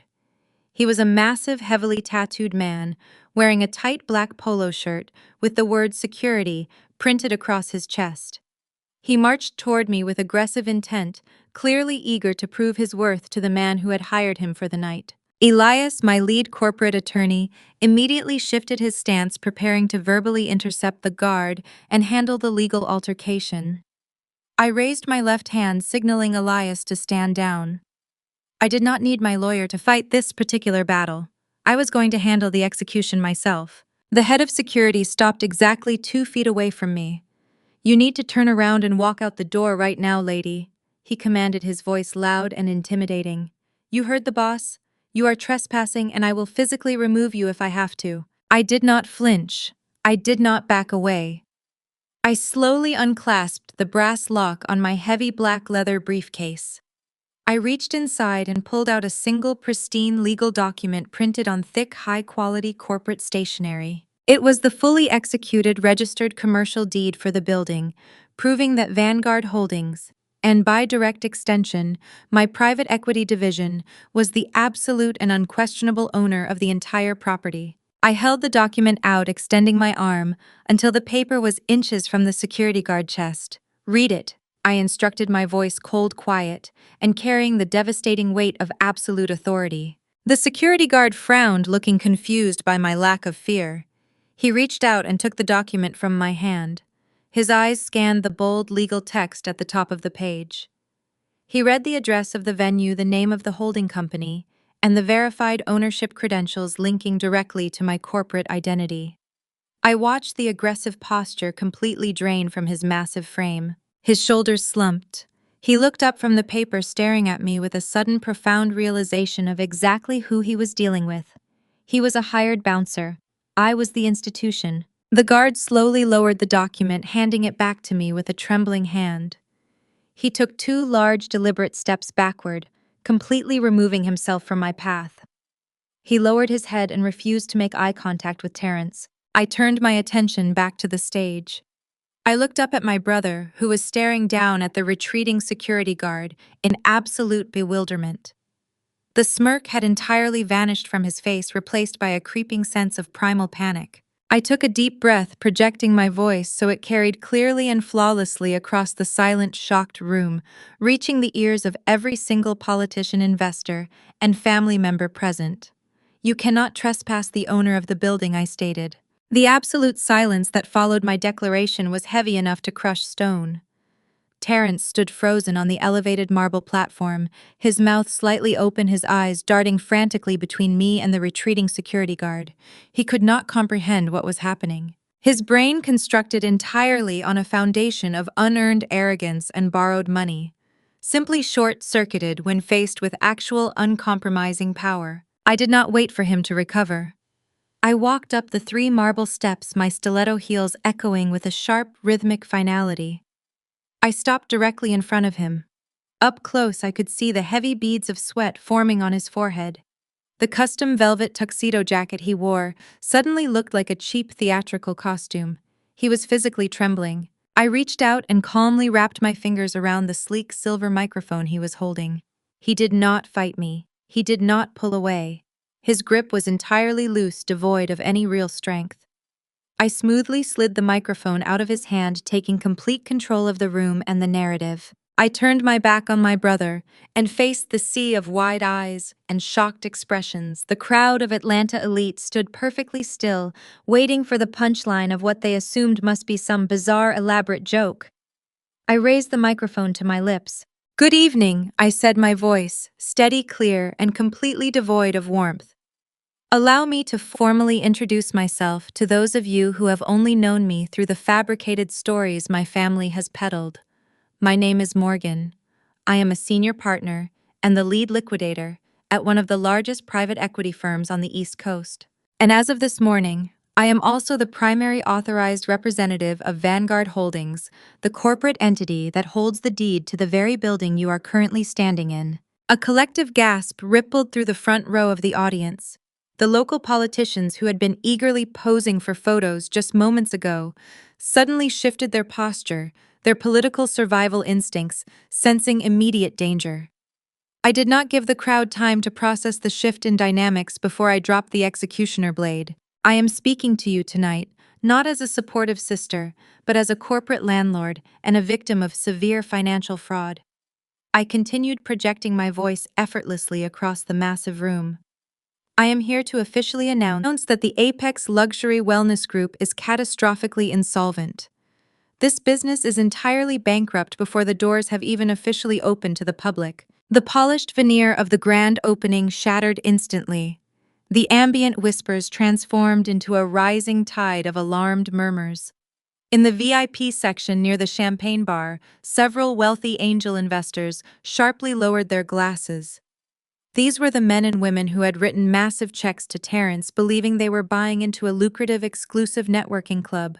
Their faces contorted with sudden, sickening realization. I reached into my sleek black leather briefcase, which Elias, my lead attorney, had placed on the edge of the platform. I pulled out the thick stack of loan origination documents, holding them up under the bright stage lights for everyone to see. These papers were the physical manifestation of my family greed and stupidity. "This club was not built on hard work or generational wealth," I stated, my voice slicing through the rising panic in the room like a scalpel. "This entire venue was built on a foundation of federal identity theft. My brother Terrence, along with my parents Calvin and Vivian, deliberately stole my social security number from a highly confidential tax document. They forged my signature to fraudulently secure a $2.5 million commercial lease and loan agreement. They used my pristine credit and my hidden corporate wealth as the illegal financial safety net for this delusional vanity project. I paused, letting the sheer gravity of the crime settle over the wealthy crowd. Then I delivered the killing blow. As the managing partner of the firm that owns this commercial building, I am officially canceling the lease due to federal wire fraud and forgery. This business is terminated effective immediately. The reaction was explosive. The elite crowd completely abandoned their polite high society composure. Investors immediately began pulling out their phones, their faces flushed with rage as they desperately checked their banking apps and furiously dialed their own legal teams. The realization that they had handed their capital to a fraudulent con artist washed over them like a tidal wave. They had been scammed. The highly anticipated monument to black excellence was nothing more than a glittering crime scene. I turned slightly to look at Terrence. The transformation was absolute and devastating. The arrogant golden child who had mocked my son over a basket of crackers was entirely gone. His face was completely drained of color, leaving his skin a sickly grayish hue. I was hyperventilating his chest, heaving under his expensive velvet jacket as his eyes darted wildly around the room, looking for an exit that did not exist. His entire fabricated empire, his entire identity had disintegrated in a matter of seconds. I was not finished. The liquidation protocol required absolute transparency to ensure the target could never recover their social standing. I turned back to the angry crowd of investors. For those of you who wrote checks to this man expecting a return on your investment, I highly suggest you contact your banks tonight, I advised coldly. This morning I ordered a complete fraud review freeze on the final $500,000 disbursement of his commercial loan. The money that was supposed to pay for the caterers, the event staff, the custom velvet ropes, and the very champagne you are drinking has been permanently locked down by federal compliance officers. Near the back of the room, the head of the luxury catering company dropped a tray of crystal flutes. The sound of shattering glass echoed sharply over the rising clamor. The event staff realized simultaneously that they were working for free. They would not be seeing a single cent for their highly demanding labor. But Terrence did not stop there. I continued, ensuring my voice remained the loudest and most authoritative sound in the chaotic room. When his fraudulent bank funds were frozen this morning, his massive ego prevented him from canceling this event. Instead, he quietly secured a $150,000 bridging loan from an unlicensed predatory lending group operating here in Atlanta. He borrowed money at a 40% interest rate just to keep the lights on for this party. He mortgaged his life and gambled your investments on toxic debt just to feed his own vanity. The local city councilman, who had been sipping premium vodka with my mother just 10 minutes ago, hurriedly set his glass down on a nearby table. He signaled his aides and practically sprinted toward the side exit, desperate to distance his political career from a massive federal fraud scandal. The social media influencers, who had been live streaming the red carpet arrivals, abruptly ended their broadcasts, deleting their posts in real time to avoid being legally associated with a criminal enterprise. Down on the floor, my parents, Calvin and Vivian, were completely paralyzed. The arrogant masks they had worn their entire lives had been violently ripped away. Vivian was clutching her expensive sequined gown, her mouth opening and closing silently as she watched her golden child completely destroyed in front of her high society peers. She realized in that agonizing moment that the daughter she had mocked and evicted was the singular force controlling their destiny. Calvin's face was a portrait of impending doom. He knew exactly what this public exposure meant. The fraud was no longer a secret family matter. It was a massive public scandal unfolding in real time. Monique was actively trying to slowly back away from the stage, attempting to blend into the panicked crowd. She was desperately clutching her designer purse, which likely contained her fraudulent offshore banking details. She thought she could slip out the back door and catch a flight to Dubai before the fallout reached her. She was severely mistaken, but her public execution was scheduled for the very next phase of this operation. One of the primary angel investors, a wealthy real estate developer from Alpharetta, pushed his way toward the front of the stage. His face was purple with rage.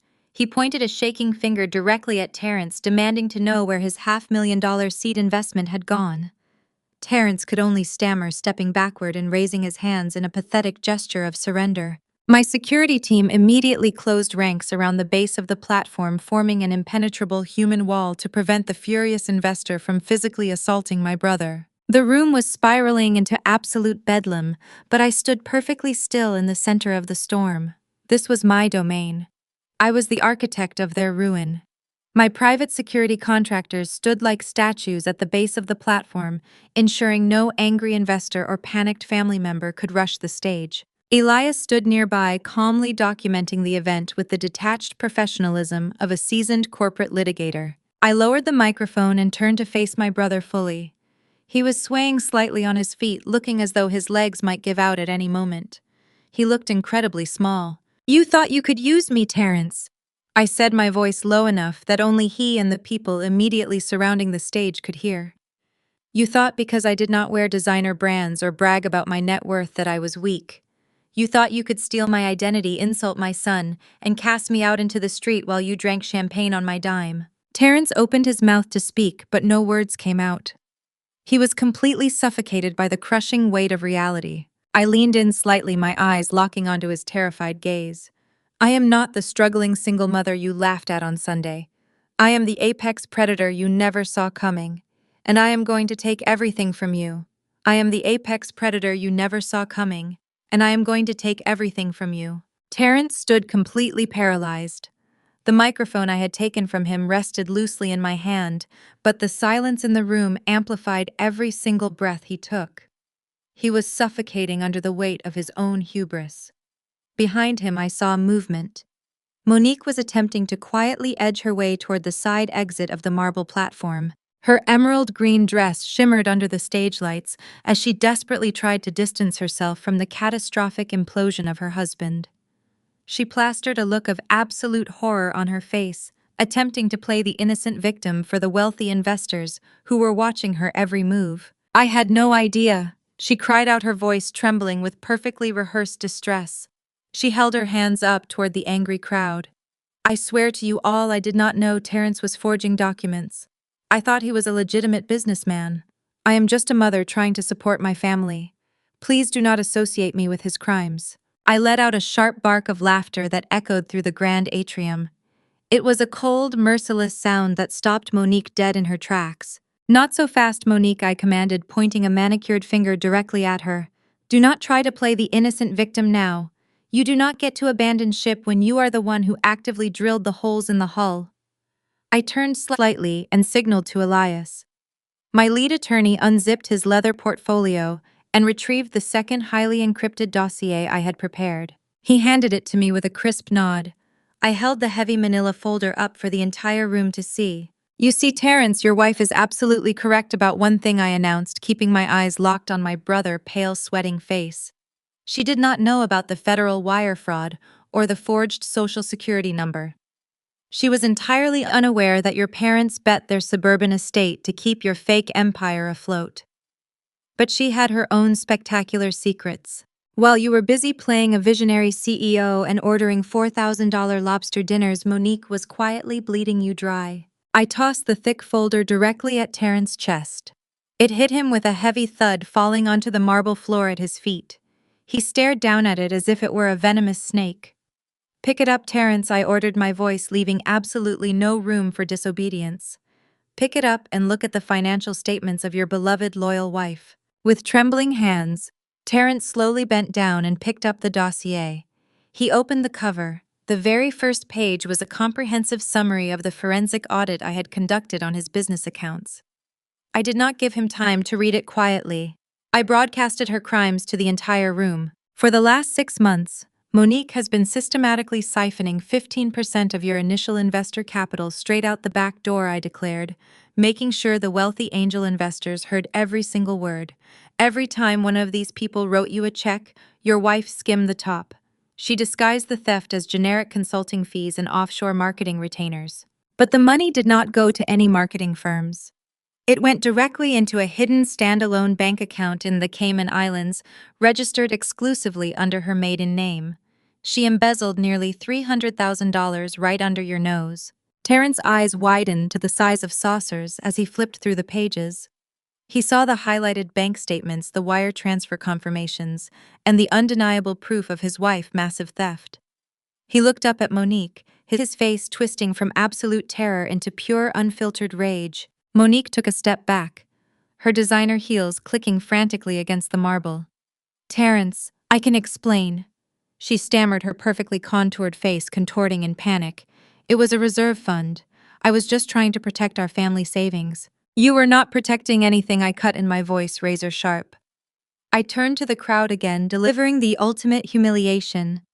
"She was not saving money for your family, Terrence. She was preparing to completely abandon you tonight. If you look at page 4 of that dossier, you will find the transaction history for her stolen funds. Last week, she purchased 2 first-class open-ended tickets to Dubai. She also signed a massive long-term lease on a luxury beachfront villa. But your name is not on that lease, Terrence. The secondary name registered on that property belongs to a 24-year-old personal fitness trainer named Tyson." The collective gasp from the Atlanta elite was deafening. The local politicians and social media influencers who had envied their perfect relationship just an hour ago were now watching a grotesque public execution. "Your wife knew you were a financial fraud." "Terrence." I continued, twisting the knife with absolute precision. "She knew this club was going to fail. She planned to drain the remaining operating accounts tomorrow morning and flee the country with her personal trainer, leaving you to face the furious investors and the federal authorities entirely alone," Terrence snapped. The polished gentleman facade he had spent years cultivating completely evaporated. He hurled the folder at Monique, faced the papers scattering across the stage like violent confetti.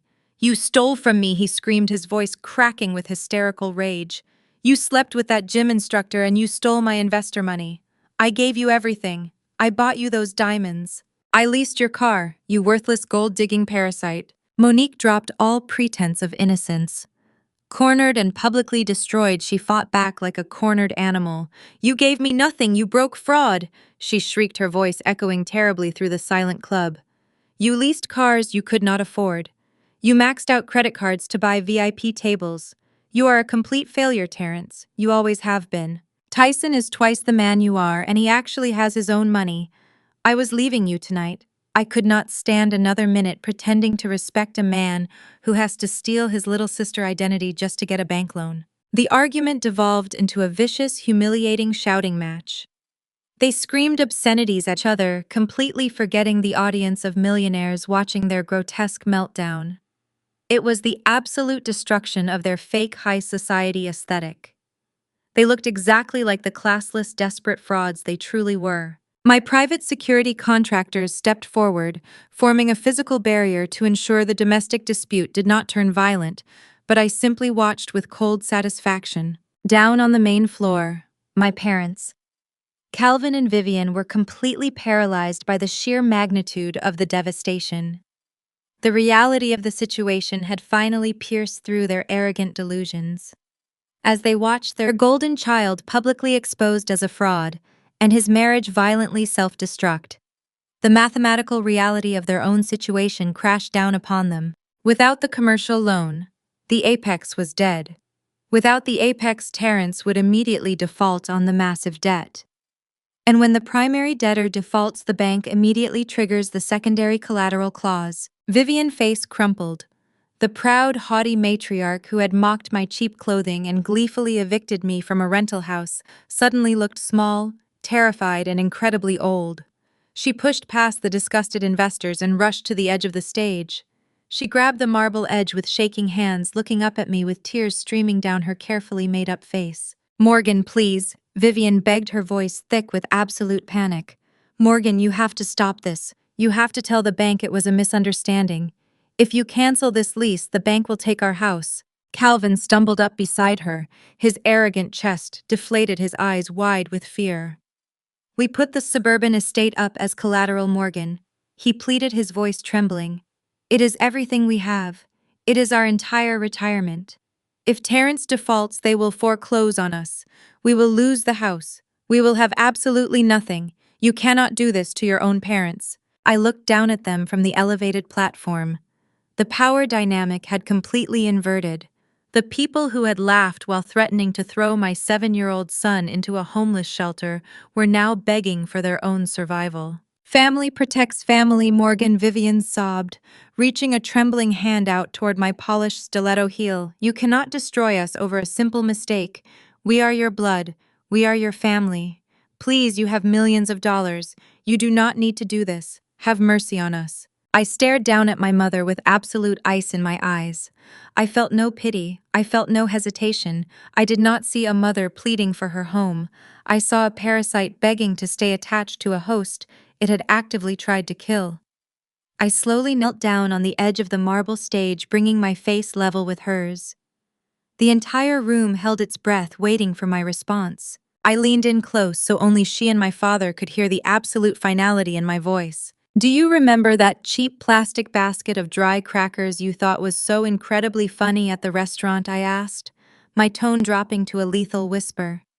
Do you remember sitting there drinking expensive champagne while my 7-year-old son was denied a meal? Do you remember telling me that a $250 lobster was only reserved for family members who actually contribute to the legacy? Vivian choked on a sob, tears ruining her expensive mascara. Morgan, please, that was just a joke. It was not a joke, I corrected sharply, slicing through her pathetic excuse. It was a declaration of your values. You told me I needed to learn my place. You told me that in this world you only get what you can pay for. Well, Mother, I am finally pulling my weight. I am finally contributing to your legacy. I stood back up, towering over her shattered form. I looked down at my weeping mother, my terrified father, and my completely humiliated brother. Consider this my contribution. I delivered the killing blow, my voice ringing with cold, absolute authority. You get exactly what you gave my son. Nothing. I signaled Elias and my security team. The execution was complete. There was nothing left to say, and absolutely nothing left to save.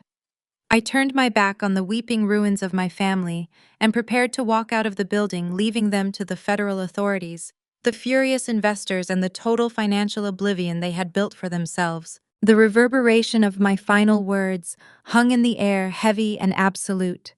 I did not wait for my mother to offer another pathetic sobbing excuse. I did not wait for my father to try and negotiate his way out of a federal crime. I gave a sharp, definitive nod to the commander of my private security detail. It was time to clear the board. The commander raised his right hand, signaling the tactical team positioned at the perimeter of the grand atrium. With seamless, intimidating efficiency, they moved into action. Ladies and gentlemen, this commercial property is now under official corporate lockdown. The commander announced, his voice booming over the sudden silence. You are instructed to vacate the premises immediately. Please proceed to the nearest exit. The grand illusion completely shattered. The wealthy investors, local politicians, and social media influencers did not need to be told twice. They surged toward the imported mahogany front doors in a frantic, disorganized stampede. The very people Terrence had spent months trying to impress were now fleeing from his presence as if he were highly contagious. I watched as a prominent local real estate developer shoved past my brother, his face twisted in absolute disgust, shouting that he would have his legal team rip Terrence to shreds by morning. The luxury event staff, realizing that the $500,000 final payment had been frozen by federal compliance officers, instantly abandoned their stations. Bartenders dropped their silver shakers. Waiters abandoned trays of expensive caviar and prime rib on the marble tables. The catering manager aggressively ordered his team to start packing up the imported champagne, refusing to leave a single bottle behind for a man who could not pay his bills. Terrence stood in the center of the rapidly emptying club, his custom velvet tuxedo looking like a cheap theatrical costume.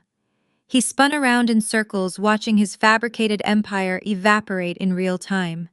He tried to grab the arm of a fleeing angel investor, begging for a moment to explain, but the man violently yanked his arm away and spit a curse at my brother's feet. Terrence was left standing completely alone under the massive crystal chandeliers. He was surrounded by velvet ropes, towering floral arrangements, and absolute crushing silence. He had no business. He had no investors. He had nothing but millions of dollars in fraudulent debt, a 40% interest loan from a predatory shadow lender, and a shattered marriage. As the last of the furious attendees poured out into the warm Atlanta night, my lead corporate attorney Elias stepped forward. He did not possess an ounce of sympathy for the three people sobbing at the base of the stage. He approached my parents, Calvin and Vivian, who were still kneeling on the imported marble floor, clinging to each other in a state of absolute catatonic terror. Elias unclasped his leather portfolio and extracted a thick stack of legal documents.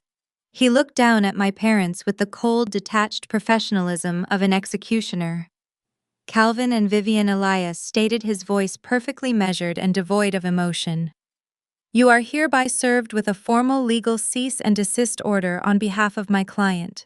You are strictly prohibited from contacting her, her son, or any entity associated with her corporate holdings. He dropped the heavy stack of documents directly onto the marble floor in front of them. The crisp papers scattered slightly, revealing the bold red stamps of the Federal Compliance Bureau. Furthermore, Elias continued, meticulously adjusting his glasses, I am legally obligated to inform you that our firm has already submitted a comprehensive fraud dossier to the federal authorities. The Federal Bureau of Investigation, alongside the Commercial Banking Commission, has been fully briefed on your unauthorized use of a stolen Social Security number. The fraudulent origination of the $2.5 million commercial lease has been officially flagged as federal wire fraud and aggravated identity theft. My father let out a guttural, agonizing groan. He buried his face in his hands, his broad shoulders shaking violently. He knew exactly what federal wire fraud meant for a man his age. There would be no clever defense strategy. There would be no settling out of court to protect his reputation. They had left a massive, undeniable digital footprint, and the federal government does not negotiate with identity thieves. The commercial lender has also been notified of the primary default on the loan, Elias added, delivering the final fatal blow to their reality. Because you legally pledged your fully paid-off suburban estate as secondary collateral to secure this fraudulent debt, the bank will initiate immediate foreclosure proceedings tomorrow morning. You have exactly 30 days to vacate your primary residence before it is seized and liquidated by the state to cover your son's catastrophic liabilities. Vivian let out a piercing, hysterical wail. She scrambled forward on her hands and knees, grabbing the hem of Elias' tailored trousers. Please, you have to stop them, she screamed, her carefully styled hair falling wildly around her tear-streaked face. We are going to be homeless. We will have absolutely nothing. Tell Morgan to fix this. Tell her we are sorry. Please, we are family. Elias smoothly stepped backward easily, detaching himself from her desperate grasp. My client owes you absolutely nothing, he replied, his tone sharp and final. You orchestrated your own ruin. I highly suggest you secure criminal defense counsel immediately. I stood on the elevated platform watching the complete and total annihilation of the people who had tried to destroy my life. For 32 years, I had played the role of the quiet, accommodating scapegoat. I had absorbed their passive-aggressive insults, their blatant favoritism, and their relentless emotional neglect. I had watched them prioritize their own vanity over my son's basic humanity. I had watched them gamble my entire financial future just to buy an illusion of elite social status. Now, looking at the broken, sobbing shells of the people who shared my DNA, I felt absolutely nothing. No guilt, no remorse, no lingering attachment. The tumor had been successfully extracted, and the infection was finally cleared. I turned my back on them and began the long walk toward the front entrance. My security detail instantly formed a tight protective wedge around me, ensuring that neither my brother nor my parents could attempt a desperate physical confrontation. As I walked down the center aisle of the vacant, magnificent club, the sounds of their implosion echoed off the high ceilings. Monique had abandoned her attempt to slip out quietly and was now violently screaming at Terrence. She was hitting his chest with her expensive designer purse, cursing him for being a broke fraud who had ruined her life. Terrence pushed entirely past the brink of sanity, screamed right back at her, bringing up her personal trainer and her hidden offshore bank accounts. My parents were crying hysterically on the floor, blaming each other for signing the collateral documents and tearing their own marriage apart in real time. They were viciously turning on each other like starving animals trapped in a cage. I pushed through the heavy mahogany doors and stepped out into the humid evening air. The red carpet, which had been a symbol of their supreme arrogance just an hour ago, was now trampled and littered with discarded champagne flutes. I walked down the carpet with my head held high, my breathing perfectly steady, my mind remarkably clear. My chauffeured black SUV was waiting exactly where I had left it, the engine idling smoothly. Elias stepped forward and opened the heavy rear door for me. I slid into the luxurious leather seat, resting my briefcase on my lap. A highly successful execution, Morgan Elias said, taking his seat across from me.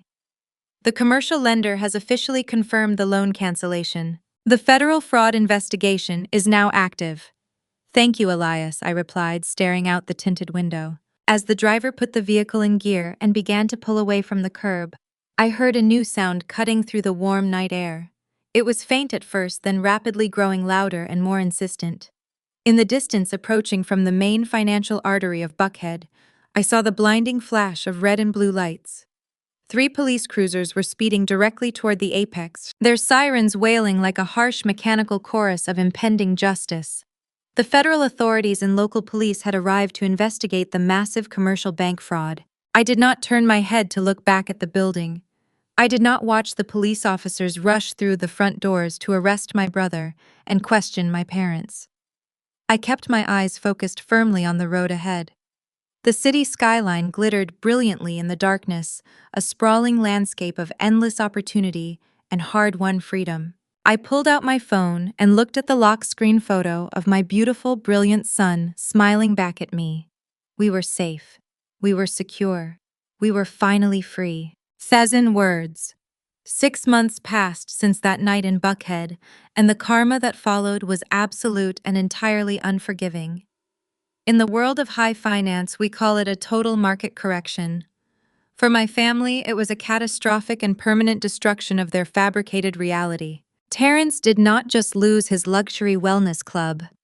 The federal authorities moved with terrifying efficiency, armed with the ironclad documentation Elias and my security team had handed over to them. My brother was formally indicted on multiple felony counts of federal wire fraud, aggravated identity theft, and commercial bank fraud. The local Atlanta news stations ran the story for weeks, broadcasting his mugshot across the very same networks he had desperately tried to court for his grand opening. He is currently awaiting trial, facing over a decade in federal prison. There are no velvet ropes where he is heading, and his fake designer watches were confiscated as physical evidence of his crimes. Monique fared no better. Her desperate attempt to abandon her husband and flee to a luxury beachfront villa in Dubai collapsed before her flight even took off. Because my forensic audit had exposed her embezzlement directly to the federal investigators. Her hidden offshore accounts in the Cayman Islands were instantly frozen by international authorities. The moment the stolen money dried up, her personal fitness trainer abandoned her completely.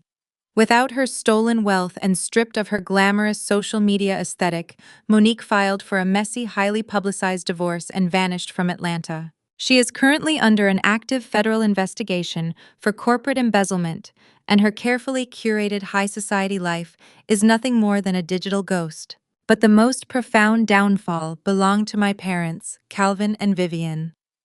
The commercial lender showed absolutely no mercy regarding the secondary collateral clause on their property. Exactly 30 days after the grand opening imploded, the bank formally foreclosed on their sprawling suburban estate. The people who had smugly evicted me and my son were physically removed from their own home by county sheriffs. They were stripped of their country club memberships and completely ostracized from their elite social circles. The affluent friends they had spent decades trying to impress instantly cut all ties, refusing to be associated with convicted identity thieves. My parents now live in a cramped, rundown 2-bedroom apartment on the outskirts of the city. They spend their days surrounded by the crushing weight of their own consequences. For months, they desperately tried to reach out to me, leaving frantic voicemails begging for forgiveness, pleading for financial salvation, and claiming they had finally learned their lesson. I never listened to a single message. I changed my phone number, completely severing my digital footprint from their world, and handed all further communication over to Elias. They wanted to teach me my place in their family. They succeeded. My place is completely out of their reach. The scene shifts From the concrete and chaos of Atlanta to the crystal clear turquoise waters of the Caribbean, the tropical sun beats down warmly against the polished teakwood deck of a massive multi-million-dollar private yacht. The gentle sound of waves lapping against the hull is the only noise for miles. There are no passive-aggressive whispers here. There are no fraudulent egos demanding attention.